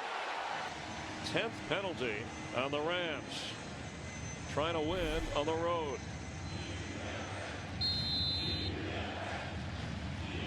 Look at big Soliai. Boom! 350 pounds. He barely got that leg up. Oh no, he's more nimble than you think, Chris. A 350-pound athlete.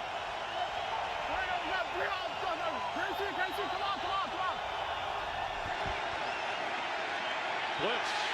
Bradford. Steven Jackson. And Steven Jackson up near the 40 with a clutch third down play, giving the Rams a fresh set of downs. What a veteran play by Steven Jackson, understanding that Kevin Burnett, the linebacker, is just going to rush him to try to cover him. Steven's going to block and then release. Watch this. Block, block, block, peel off, wide open for an outlet for Sam Bradford for a big first down. A 22-yard gain. And that's just smart because Miami does a lot of that where they rush to cover with their linebackers. They'll rush a running back to cover them. Steven knew it and was able to peel off and release. Jackson's first catch of the game from the 39-yard line. That's Darrell Richardson. A play that he sprung loose for 44 yards in the first half. Let's check on the Cowboys and Ravens and Patrick O'Neill. Yeah, after a Cowboys field goal, they kick off to the Ravens. Jacoby Jones, they just failed to tackle him. 108-yard kickoff return, tying an NFL record shared with Ellis Hobbs and Randall Cobb. It's 24-13. Ravens over the Cowboys. Baltimore looking to go 5-1. Chris and Tim, back to you. Thanks, Patrick. Cowboys trying to get a game over 500.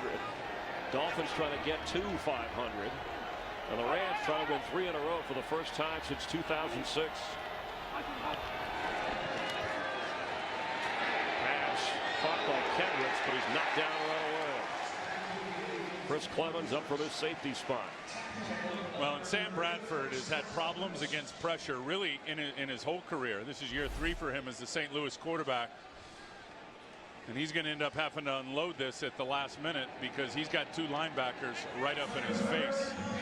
He gets the completion, but they're still in a 3rd and 5 situation.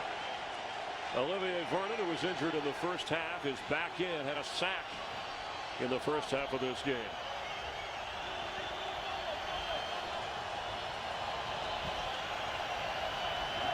Here comes the blitz. And Bradford goes down. The ball is out. And the Dolphins have it. Jared Odrick jumped on it.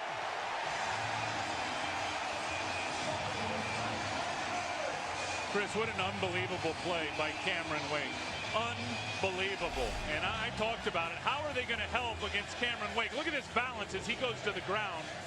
Pops up quick as a cat and gets a sack and a forced fumble. I said it. How are you going to help Barry Richardson on this sack specialist Cameron Wake?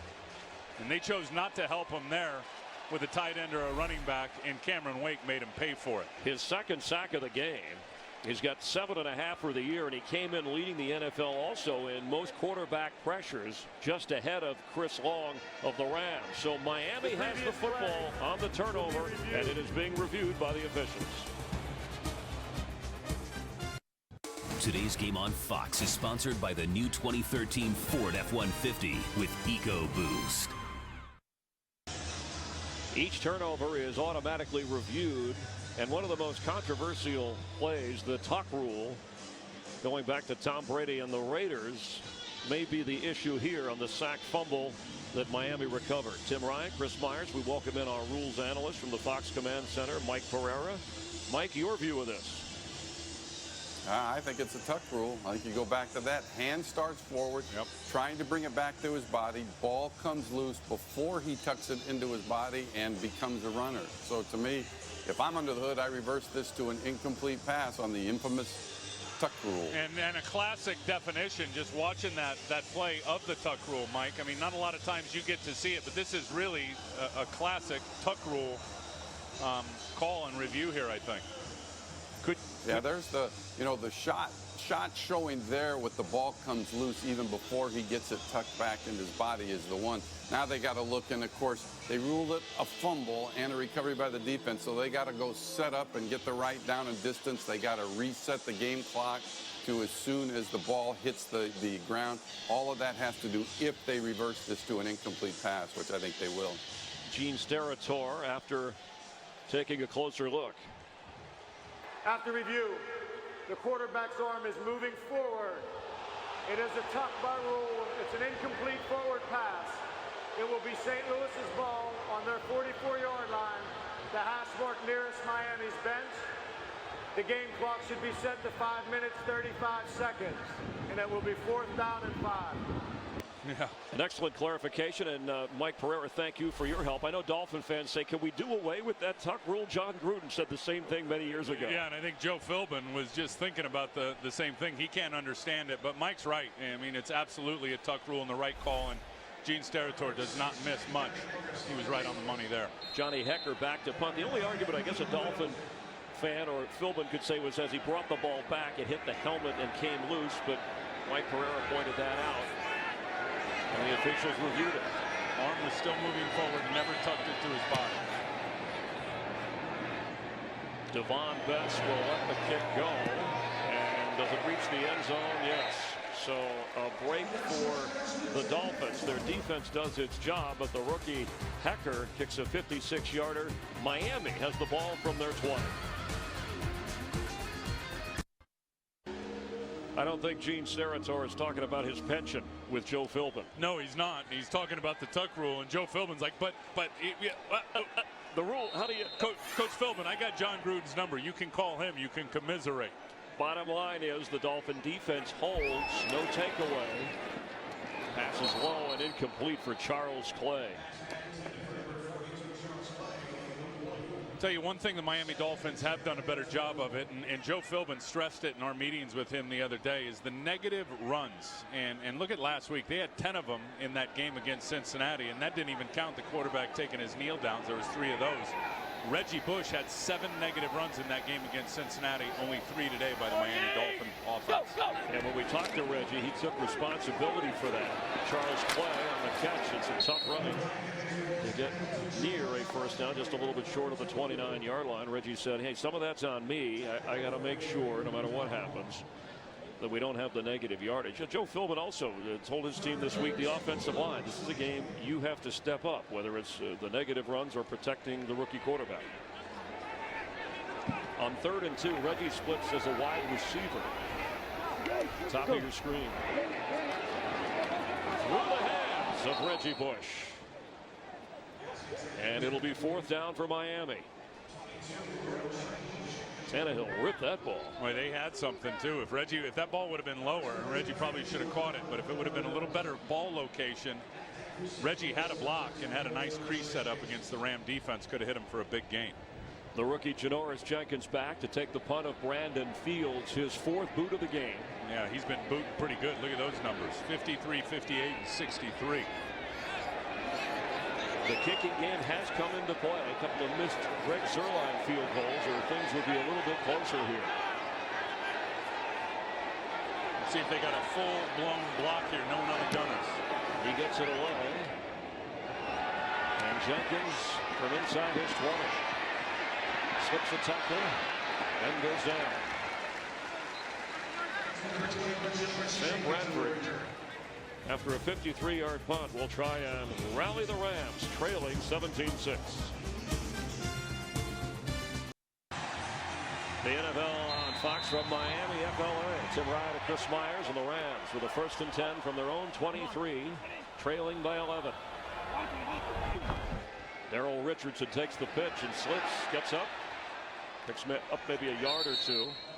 The question coming in with Danny Amendola out injured, who would step up in the receiver spot? Steve Smith started in the slot. Well, Danny had 32 catches after the first 5 games, and next closest guy was 13. Those are the 2 guys that have to really supplement Danny Amendola, because they're slot players, and that's where Danny Amendola is at his best. Steve Smith, I don't know. I mean, we've been hearing it for a couple of years that was the Pro Bowl guy, over 100 catches, set records with the Giants, can still do it out of the slot. Chris, I haven't seen it. Bradford's throw here is caught for a 1st down, and Brandon Gibson gets up near the 40-yard line. And Danny Amendola ahead of schedule, at least based on the shoulder and clavicle injury. They believe after the bye week at San Francisco. They're likely to get Amendola back along with center Scott Wells and Roger Saffold, a left tackle who's been hurt. So that will help the Rams if they can hang in there. That makes this game all that more important. They have the Packers up next and then the Patriots over in London. I tell you what, it's going to be interesting when Roger Saffold comes back, if he immediately goes back into the starting lineup, because I'll tell you, the last 2 games, Wayne Hunter has played pretty good out there. Bradford has it. Pass is caught by the backup tight end Mulligan, who falls near the midfield. Let's head down to the field. Jamie Maggio. All right, thanks, Chris. You know, I spoke with head coach Jeff Fisher about Danny Amendola. He said the good news was there's no break. That would have put him out of the game for 6 to 8 weeks. Here are his issues, though. He's having issues with range of motion and pain, but Jeff Fisher did say we expect him back, quote unquote, sooner than later. They're thinking he might be back as early as the San Francisco game. That's 3 weeks from now. Thank you, Jamie. After a 9-yard pickup, 2nd down 1. Right into the teeth of the pressure, and they get it. Richardson fights for the 1st down, battling Carlos Dansby. Dansby, the Dolphin leading tackler coming into this game. I tell you, that's the thing about Daryl Richardson now, and a 7th-round pick. We've seen his burst out on the outside, out on the edge. I'm not going out on a limb. He's their best inside runner in between the tackles, better than Steven Jackson, believe it or not. He just showed you why as he ran through a tackle from Carlos Dansby. And their best breakaway runner as well. Frank. 1st and 10 from midfield.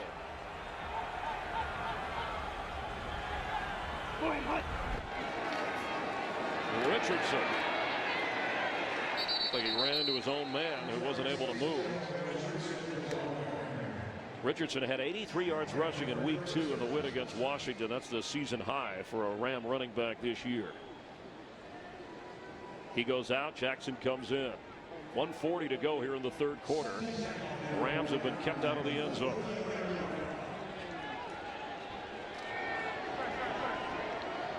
I'm surprised the running backs haven't had more catches in this game when you think about it. No Danny Amendola. Both of those guys, especially Steven Jackson, good receiving threat out of the backfield. Dolphins blitz. Bradford throws. It's caught. And Gibbons lost the football. Jason Trusnick, the backup linebacker, has it. The ruling on the field is catch, fumble recovered by Miami. 1st down. Let me tell you, Sean Smith, 2nd week in a row, if this stands, has forced a fumble, and that's the length of the 6'3" corner and those long arms. I don't know, was the left knee down though before that ball popped out?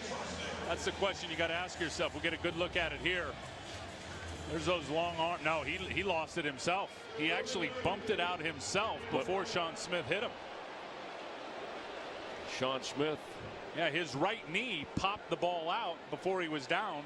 He forced his own fumble.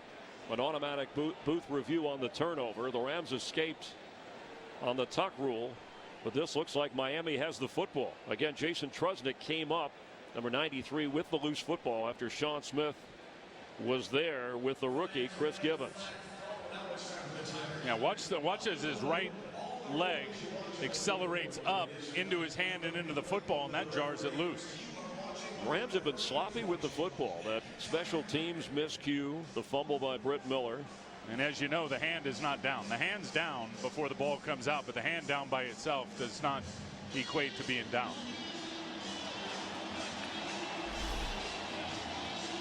Jeff Fisher's team has not won on the road this year. Meanwhile, the Dolphin defense giving the Rams all they can handle. The halftime ceremony, Zach Thomas and Jason Taylor honored here. It's the 40-year anniversary, by the way, of that perfect season of the Miami Dolphins. A time in South Florida when Ralph Rennick was anchoring the evening news. Saw Bernie Rosen, the iconic sports director who, in terms of local sports and coverage, really set the standard. And Dolphin fans have reason to cheer again with the arrival of Ryan Tannehill and a suffocating defense. I think better than expected when you look at what they've been able to achieve this year. And again, could be 4-1 coming into this game. I think the question you got to ask yourself, if you're Gene Steratore, is was this a catch before it was a fumble? He's got the ball, both feet are down. He starts a football move. That is clearly a catch, in my opinion, and a fumble. I would agree, and as you pointed out, it looked like it was coming out even before Sean Smith got there. Absolutely was. It was the right knee by Gibbons as he accelerated up right there to turn and make that football move, which is really what forced the football out. Dolphins started the season with a tough loss at Houston, and they beat the Raiders. Overtime loss to the Jets. Overtime loss at Arizona. And then last week defeating the Bengals in Cincinnati. And trying to get to 3-3. Tell you, Jeff Fisher's got to be out of his mind right now when you think about what they've done offensively, all the yards, defensively shutting them down in terms of yards and only having 6 points to show for it, and consistently have self-destructed with their own mistakes, penalties, and turnovers. After further review, was the knee down? Is it a fumble and recovery ruled on the field in favor of Miami? Let's check. After review, receiver did not maintain possession and create a second act. Therefore, it is an incomplete forward pass. It will be St. Louis's ball, 3rd and 9. On the Miami 49-yard line, the ball will be placed on the hash mark near the Miami hash. A break for the Rams. No turnover. And Gene's rarely wrong. I think he's wrong on this one, because to me that looks like a catch. He's got both feet down. He started to make a football move, turn up the field and run, and then the ball popped out. They do review it in both the live action speed as well as slowing it down. Would the game clock operator please reset the game clock to 1 minute and 15 seconds. 1 minute, 15 seconds on the game clock, please. So it is 3rd and 9. Rams keep the football with 1:15 to go here in the third. An important 3rd down for Sam Bradford.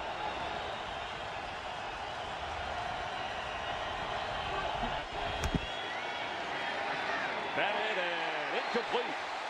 Getting his arms up with Jared Odrick, who had a fumble recovery earlier, or at least he thought he did, on the tuck rule.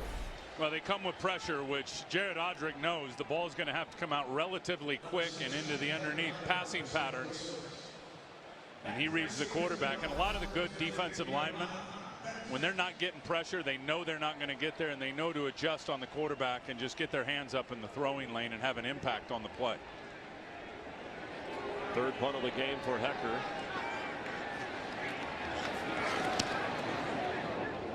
Devon Best watches it, see if he can stick it inside the 5. And right at the 5, downing it was Rodney McLeod after a 44-yard punt. Coming up, Foxtoberfest continues. Second part of our NFL Sunday doubleheader. Most will see the Giants and 49ers. Joe Buck will call that one at Candlestick Park, and then he'll hustle across town for the National League Championship Series Game 1 as the Cardinals take on the Giants. He'll call that with Tim McCarver. See who heads on to the World Series in that best-of-7 clash. So no need to go anywhere. Just leave it on Fox. How's Joe going to do that? Has he got a helicopter or something that's flying him from? I think he's got one of those bicycle, you know, those little guys that the carriage there. They'll probably go across in a rowboat or something, like they do. Those big currents can push you in the wrong direction. Reggie Bush with some tough running yards. In games where Ryan Tannehill has won as a rookie, the 2 wins, no turnovers, and so far no miscues. Well, and a real opportunity, I believe, for the Rams defense based on field position and to keep Miami pinned back. Miami came out in the start of the 3rd quarter and just a grinding long drive that culminated with a touchdown. St. Louis has got to get a stop here and win the field position game, get the ball back to their offense with a good spot in a good spot on the field. Go! Pass is incomplete through the hands of Brian Hartline, and there is a flag. Roughing the passer. Defense, blow the quarterback's head, number 91. 15-yard penalty, automatic. First down. The call against Chris Long. There he is at left end, and he puts a blow to the quarterback's head. Oh, that's Look, it doesn't always get called. It's a discretion call. You can put your hands on the helmet of the quarterback. If it's nothing with typically some type of intense force, they can let that go. And they called Chris Long on that one. 50 Rocco. Miami took Jake Long after considering Chris Long, remember, as the first overall choice back in 2008. Chris, there used to be no discretion on. Oh, the ball is out. Tannehill hit from behind, and the ruling on the field is, as Jolon Dunbar came in, incomplete. Will be Miami's ball, second down at the spot, the backward pass. Backward pass. Yeah, Jolon Dunbar coming off on pressure from his linebacker position, unblocked. Puts his helmet right in the nameplate that says Tannehill on the back of the jersey, and you could see the arm was coming forward, so it ended up being a backward pass. But back to the call on Chris Long. It used to be you touch the quarterback in the helmet, it is automatically a rough. You can't do it. The official now has discretion whether or not he's going to call that or not based on the force of the defensive player hitting the helmet of the quarterback. Tannehill letting it run out here in the third quarter. A defensive struggle, and the Dolphins, with 2 touchdown passes from their rookie quarterback and a suffocating defense, have the upper hand as we go to the fourth quarter here in Miami. You're watching the NFL on Fox.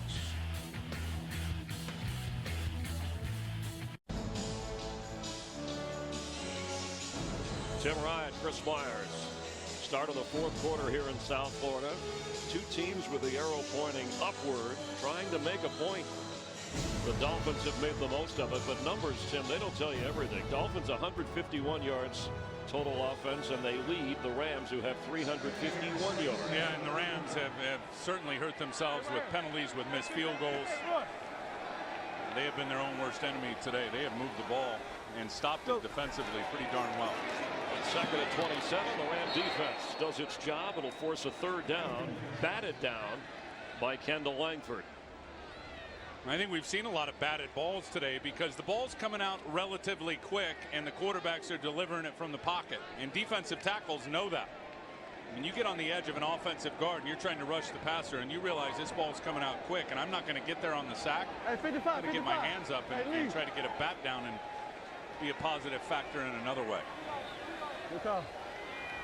Dolphins hope to get some room for their punter here. Tannehill's going to run it. And go down just short of the 20-yard line. So Brandon Fields will have a little bit more room. Tannehill 19 out of 27. The 2 touchdown tosses. Bradford has thrown for over 200.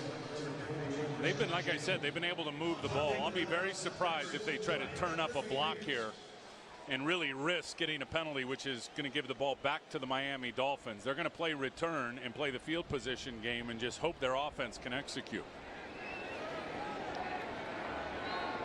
With no Danny Amendola, it's been Janoris Jenkins, the rookie, who returned punts in college. Back there for the Rams. Well, this one's got a chance now. No hang time. Bounces around the 40, and Jenkins jumps on it. So good field position for the Rams, who have had their share of difficulty in terms of field. That's another rookie mistake in my mind by Janoris Jenkins. This ball's not really going to go anywhere further. Don't even give it an opportunity.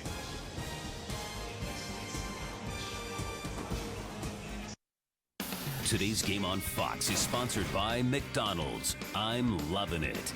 By the Samsung Galaxy S3, the next big thing is already here. And by Geico, 15 minutes could save you 15% or more on car insurance. Rams have a 1st and 10 from their own 38. They're checking the left arm of Ryan Tannehill, the Dolphins rookie quarterback who's thrown a couple of touchdowns.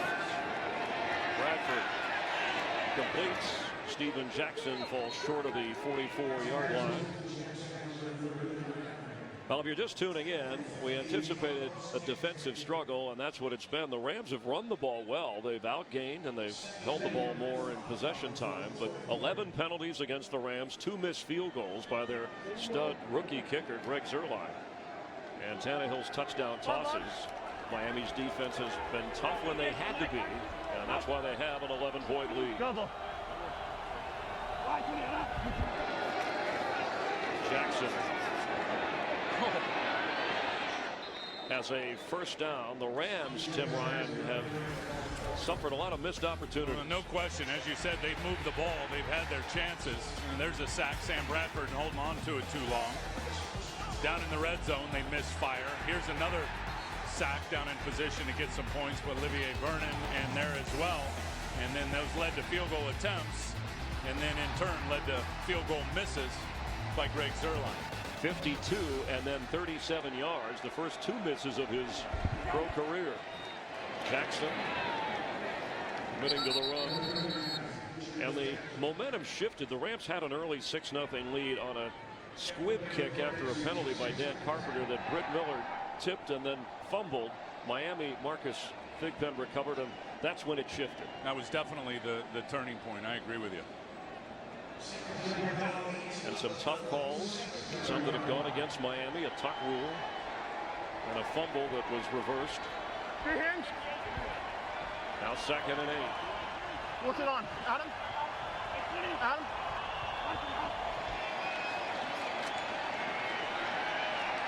The tight end, Mulligan, short of the first down.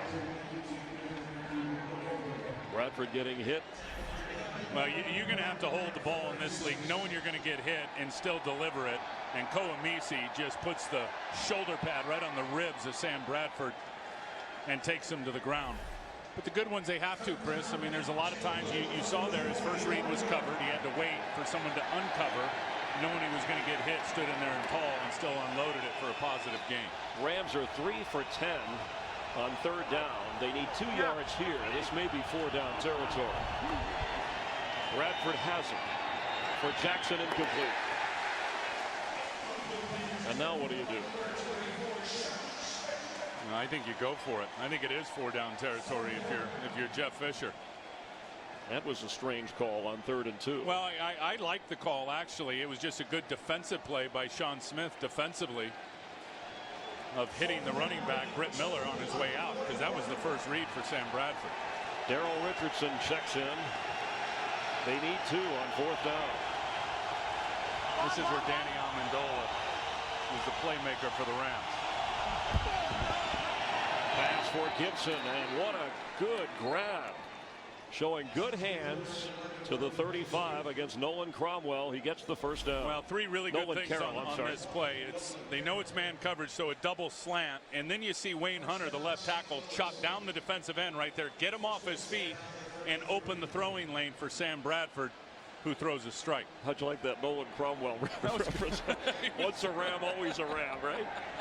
Anyway, the Rams are moving the football. They're down 2 scores.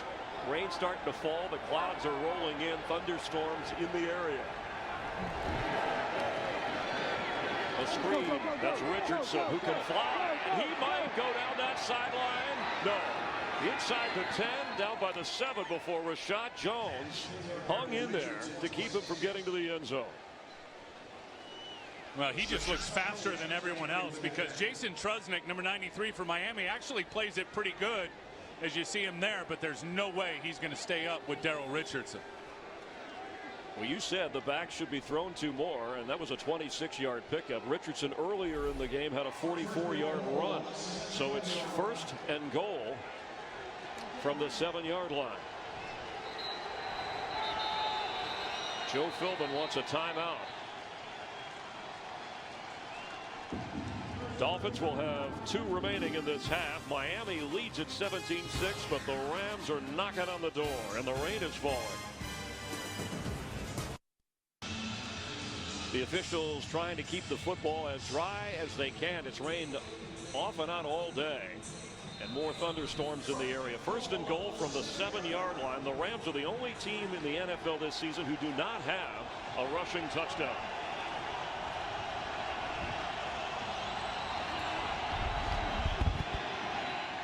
Bradford keeps, and Sam Bradford knocked down at the 2-yard line by Dansby. Carlos Dansby is so intelligent and so many years in pro football. Watch what he does to the running back here, Daryl Richardson. There's a 5-yard chuck zone. You can hit that guy within 5 yards. Going to eliminate him. Bang. He's now out of the route, and then he's going to sit back in inside and make the tackle at about the 3-yard line. Dansby has been destroying the running backs and tight ends in that 5-yard chuck zone most of the day. Put down at the 3 on 2nd and goal. Richardson the back with Britt Miller, the fullback. It is Richardson.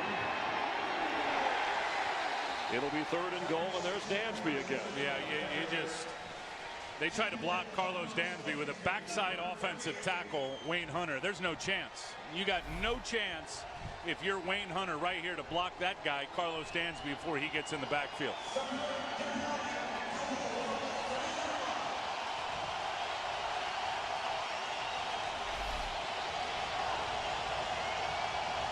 From just beyond the 2-yard line, it's 3rd and goal.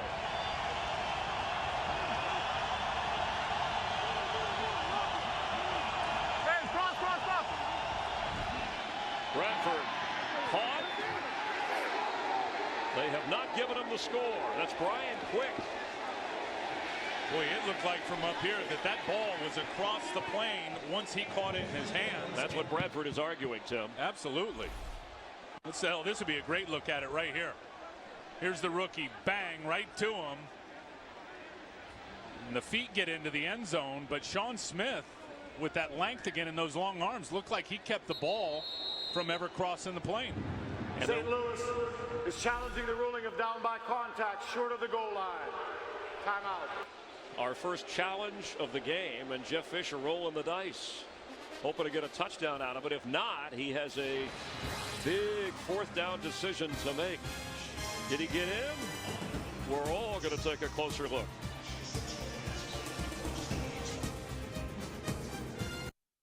Today's game is sponsored by AT&T, the nation's largest 4G network. AT&T. Rethink possible.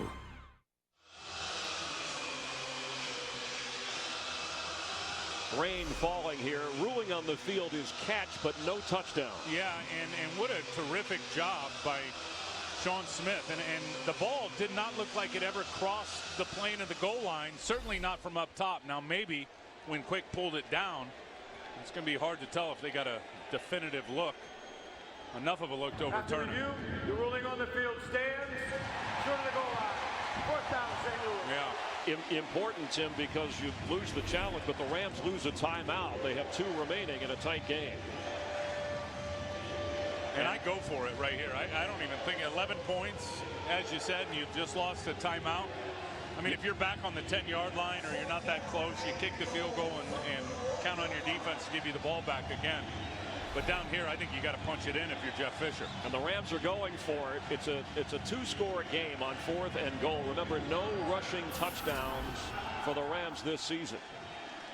Well, my question is, are you even going to think about running it up inside at those 2 defensive tackles, Paul Soliai and Randy Starks? Brandon Gibson to the left, Chris Gibbons, the receiver, and Bradford keeps. Touchdown Rams!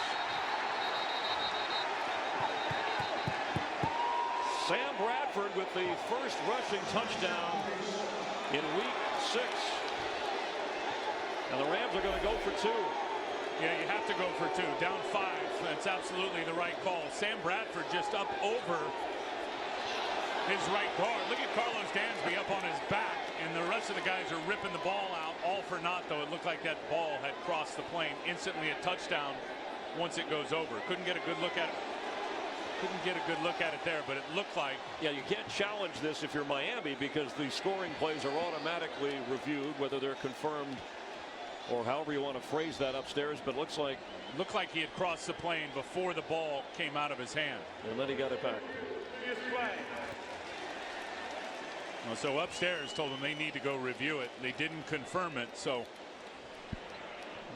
Gene Steratore is going to go over under the hood. The question is did he lose possession, Chris, of the football before it crossed the plane of the goal line? It looked like he got the ball back as well.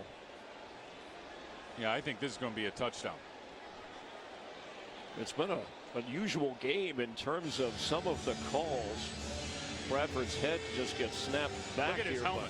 by Dansby. Look at Carlos Dansby. Bradford's got 245 pounds sitting right on his forehead. Bradford turning. And look at his head, straight backwards, bent over backwards, legs underneath him. Got to be a contortionist to play in the NFL. Mike Pereira joining us from the Fox Command Center, our rules analyst. Mike, your view of this one?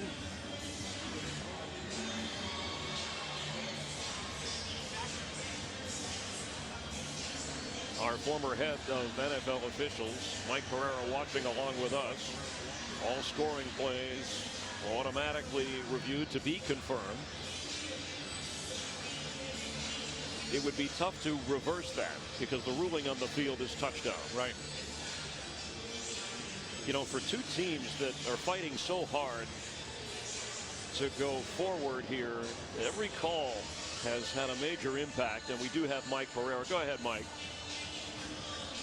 Yeah, I was just saying, you know, you guys have had a couple of tough plays. You know, to me, I think this ball is very close to breaking the plane before he loses possession. Then he regains possession. I think you got to stay here with the touchdown call. That's what the Rams are hoping for. Let's take a view down at the goal line, and there he has it. See, he gets the ball back. Reestablished possession. That's a touchdown on the back of the defender. Yeah, that is a touchdown. How about the job by Sam Bradford, though, to reestablish possession of the football with his hands while Dansby was about to rip his head off, and he knows it. And at 6'4" and 240, Sam will take a beating if he gets the score. 8:30 to go here in regulation. Rams lose a timeout on a challenge on the pass to Brian Quick. But Jeff Fisher didn't hesitate, going for it on 4th down. See if the touchdown is confirmed by the booth upstairs. After review, the ruling on the field stands. It is a touchdown, St. Louis. We thank Eugene Steratore and Mike Pereira. And how would you ever think this? First rushing touchdown on the season for the St. Louis Rams by their quarterback, Sam Bradford. Not on a team with Steven Jackson and a rising rookie like Daryl Richardson. But now the all-important two-point conversion. You want to get to within a field goal, and Philbin saying, hey, defense, I need you here. Rams cap a 62-yard drive with 11 plays. Had to go for it on 4th down twice.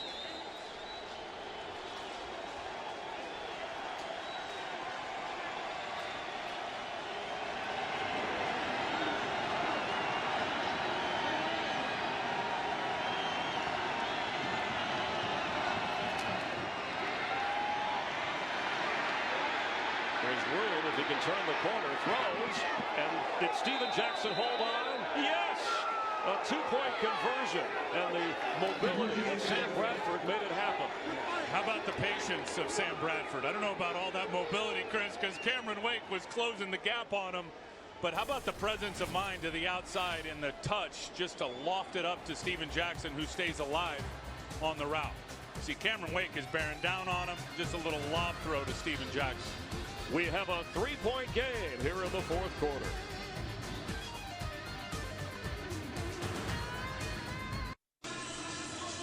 The things an NFL quarterback has to do to win or bring his team back. Sam Bradford, 2 career 4th quarter comebacks for the Rams, 1 this year against the Redskins.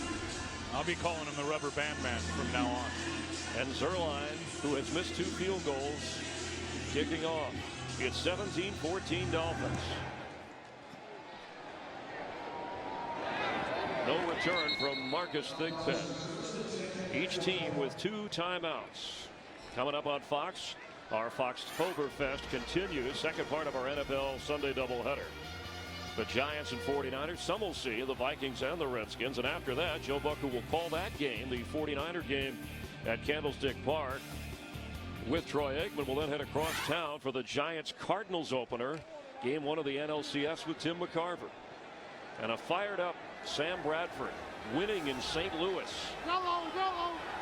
Something he's trying to help the Rams do, win their 3rd straight. Tannehill will slide go out of bounds. You know, when it was raining in the pregame, everybody ran for cover in the tunnel, but Sam Bradford stayed out in the heavy rain to throw the football. I talked to Tannehill, and he said, I'm used to these South Florida showers. They come, they go, so I'm used to a wet football. A good, to me, illustration right there of how smart Ryan Tannehill is as a rookie quarterback on that bootleg. Easily could have went out of bounds. Decided to slide inbounds, keep chewing up that clock. Go, go. Reggie Bush near the first down marker. Clock continues to run.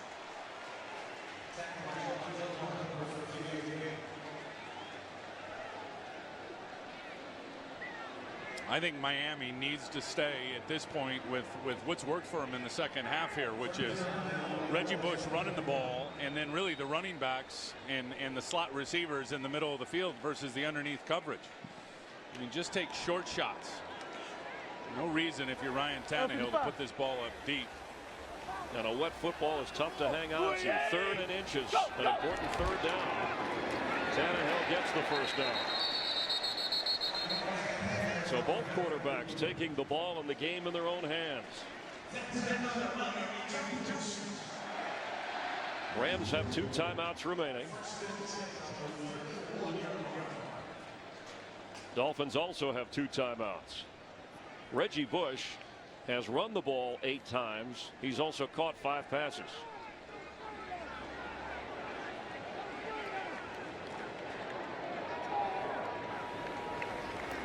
Surprised we didn't see more of Lamar Miller in this game today, Chris, with Daniel Thomas being inactive, the second running back. Pass to Devon Betts near the first down marker across the 40-yard line, and he does stay in bounds. And that's what I'm talking about, the short underneath throws to just keep moving the chains and chewing up the clock, and the reward is worth more, in my opinion, than the risk of trying to put one up deep if you're Ryan Tannehill. Second and 1. That's part of that detail you were talking about with Coach Philbin getting to his players. And you said it earlier, Ryan Tannehill, in the games that he's won, no turnovers. In the game that he's lost, 7 turnovers. Miami with a 2-3 record. Rams 3-2. Go, go. Reggie Bush. And he'll fight hard but be short. James Laurinaitis, the Rams leading tackler, would not let him get away. Well, let me tell you who started this play, though. It's Jolon Dunbar, who is undersized, but this is the back on the fullback block. So the fullback lane's coming right here. And watch where Jolon Dunbar meets him in the backfield. Bang, right down low. Forces Reggie Bush out to the side. And really reset and reestablish the line of scrimmage did Jolon Dunbar just by filling that gap at 100 miles an hour. 3rd and 1 in a 3-point game. Just over 5 minutes to play. A tipping point. Go, go. Reggie Bush in the air. Jolon Dunbar was right with him. Be interesting to see where they spot this, because Reggie's body was way past the first down stick, but it looked like the ball was behind it. Watch this cartwheel job. Finnegan underneath, Jolon Dunbar underneath. Reggie comes down, but was the football past the first down marker in the line to gain? I don't think it was. We're going to have another close call for the officials, because the spot, and you can challenge the spot if you're Joe Philbin in Miami. It's 4th down. How about Reggie Bush with a knee injury and telling us the other day is the good backs got to play hurt, but the great backs have to be impact players when they're hurt. How about the fearlessness right there of Reggie Bush with a bad knee, cartwheeling through the air. He did all he could to try and get that first down, but the Rams are going to get the football back. Unless Brandon Fields. There's a fake! And first down for the Dolphins. They snapped it to Chris Clemens.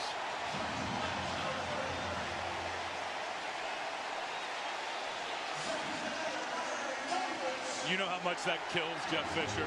You know how much that kills Jeff Fisher to get, for lack of a better word, out surprised by the opponent. We should have been suspicious when Philbin didn't challenge the spot. And they get the look they want. Look at the void right in the middle of the field. It's just the defense out there. It's the punt safe, which is not your kick return. You keep your defense out there just in case they want to run a fake. I think that was was that the linebacker in the middle of the field that missed Chris Clemens? Go, go. Reggie Bush knocked down across the 45-yard line. Just over 3 minutes to play now. Miami protecting a 3-point lead. Chris Clemens taking the snap and powering forward on a gutsy call. Boy, if that doesn't work, the Rams are set up. Well, and the Rams actually, with their defense out there, were in good position to stop it. They just missed the tackle right in the hole at the line of scrimmage. But you know that bothers Jeff. Oh yeah, he's the special teams maven. Is he ever? He thought he would have something up his sleeve against the Dolphins today.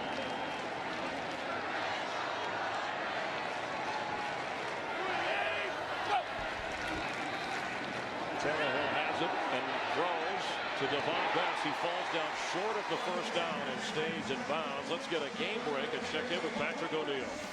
All right, Chris, thanks a lot. Most of you will see the second game of our NFL doubleheader, rematch of the NFC Championship game. Eli Manning and the Giants going against the 49ers. Coming up next, Joe, Troy, and Pam with the call, only on Fox. Chris and Tim, back to you.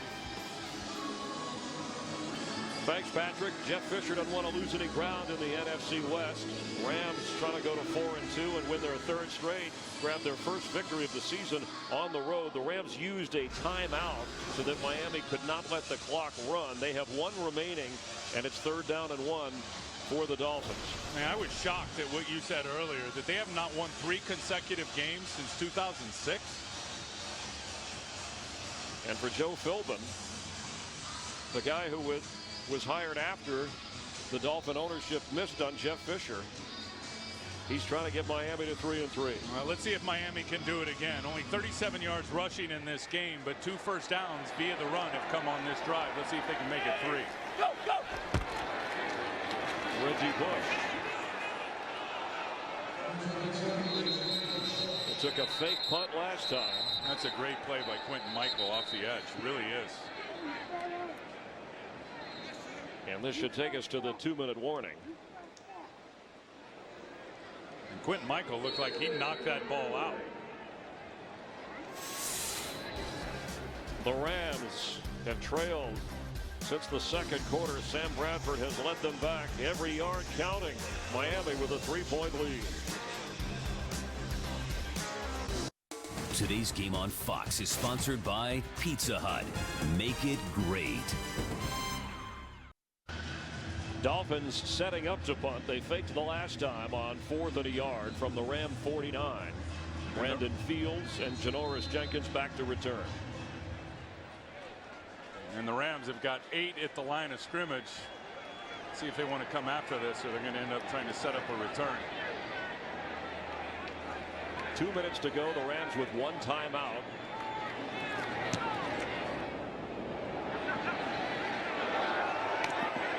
Fair catch called for, and there's a flag back at the 45-yard line, and Lance Kendricks has his helmet off, clapping his hands.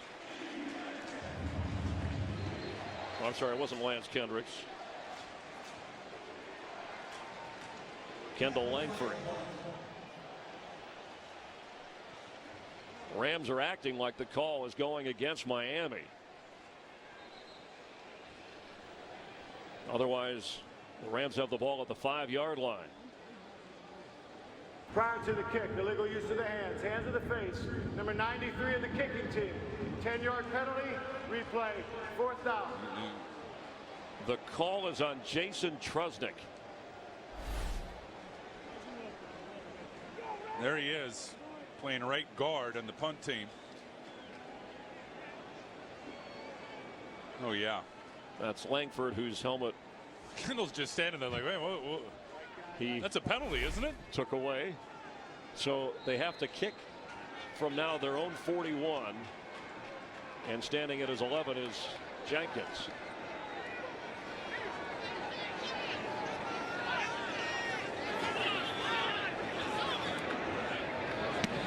They have set up for the return, but a nice boot from the 8-yard line. And he'll go down. Jimmy Wilson on the special teams play. A 51-yard boot and a 1-yard return. There's another flag down at the 41-yard line. Yeah, and I wouldn't be surprised if this isn't on Josh Hull, who was holding Trusnick all the way down the field and then threw him. Look at, there's Trusnick right there. He was a guy who was guilty of the hands to the face. He just got absolutely wrestled to the ground by Josh Holt. During the kick, holding number 56 of the return team. The penalty will be half the distance to the goal from the end of the kick. First down, St. Louis. It is on Josh Holt, Tim, as you said, so it takes him from the 9 all the way back to the 3-yard line. Well, and he was holding on to him all the way. Right there is where he ends up throwing him down. But he was grabbed up and locked up on Trusnick all the way from the snap on the punt. And the Rams have set a season high 12 penalties, 96 penalty yards. They have one timeout.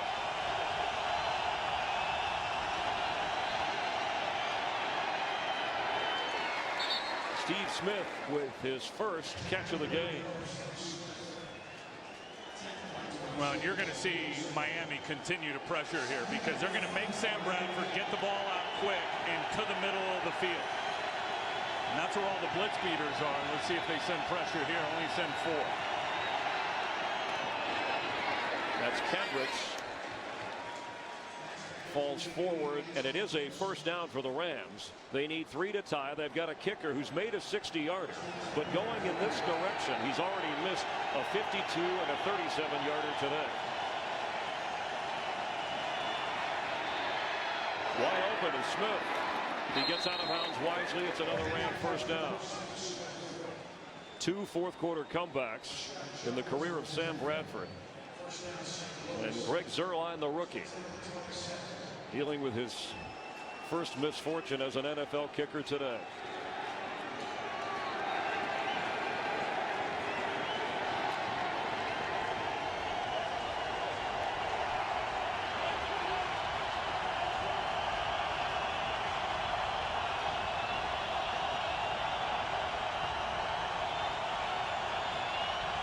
Here they come. Blitz is on. Pass incomplete. It hit the receiver in the back. Ryan Quick. Now that's a rookie mistake. I think if you're Brian Quick, who is raw, hasn't played a lot, full blitz, off coverage, spin your head for the quarterback. He's running a stutter and go versus an all-out blitz. That's got no time to have the time to develop. That's a mental error by the rookie wide receiver at the most critical time in the game. 2nd and 10 from the 27-yard line. Again, just one timeout for the Rams.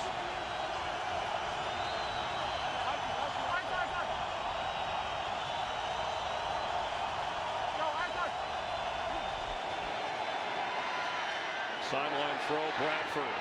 What an effort from Brandon Gibson. What a catch. Unbelievable one-arm catch for Brandon Gibson. Does his whole body come down inbounds is the question I got, but this catch is amazing. One-handed, pulls it down, hips down, inbounds. That's a completed ball. Automatic upstairs review under 2 minutes. A 22-yard gain, and the one-arm bandit sets the Rams up at their own 48.5-yard line. Incredible catch.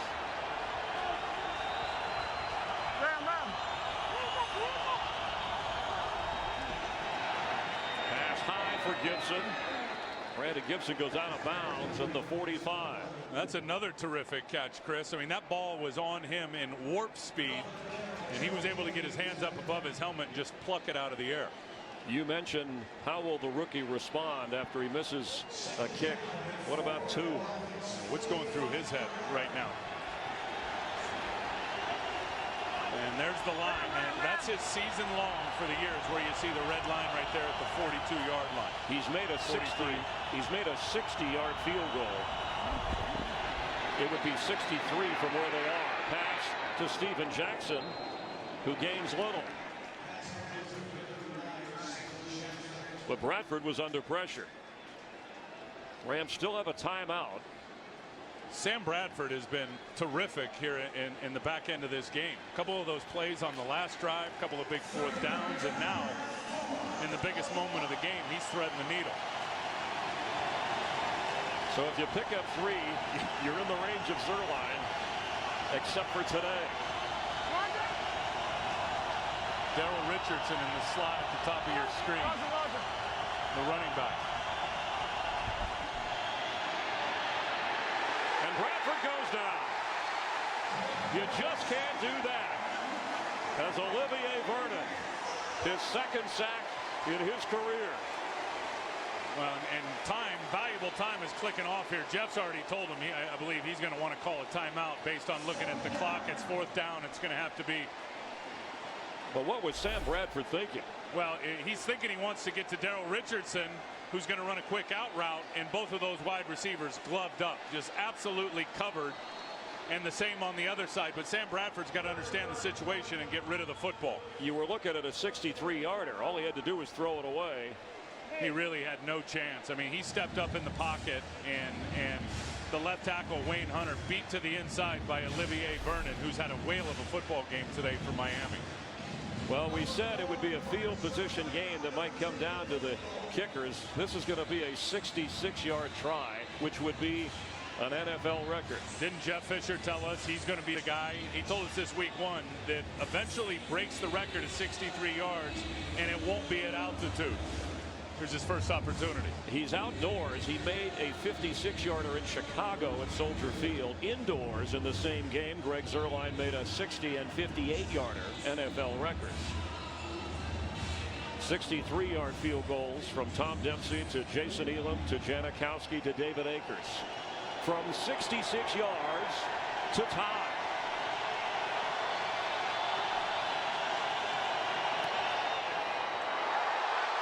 He missed in the same area. And the Dolphins hold on.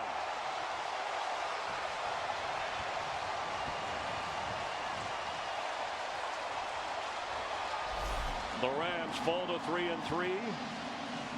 And the Dolphins improve their record to 3-3, and Miami heads into the bye week. For Tim Ryan, I'm Chris Myers. Miami over the Rams, 17-14. Let's go to Kirk Menefee.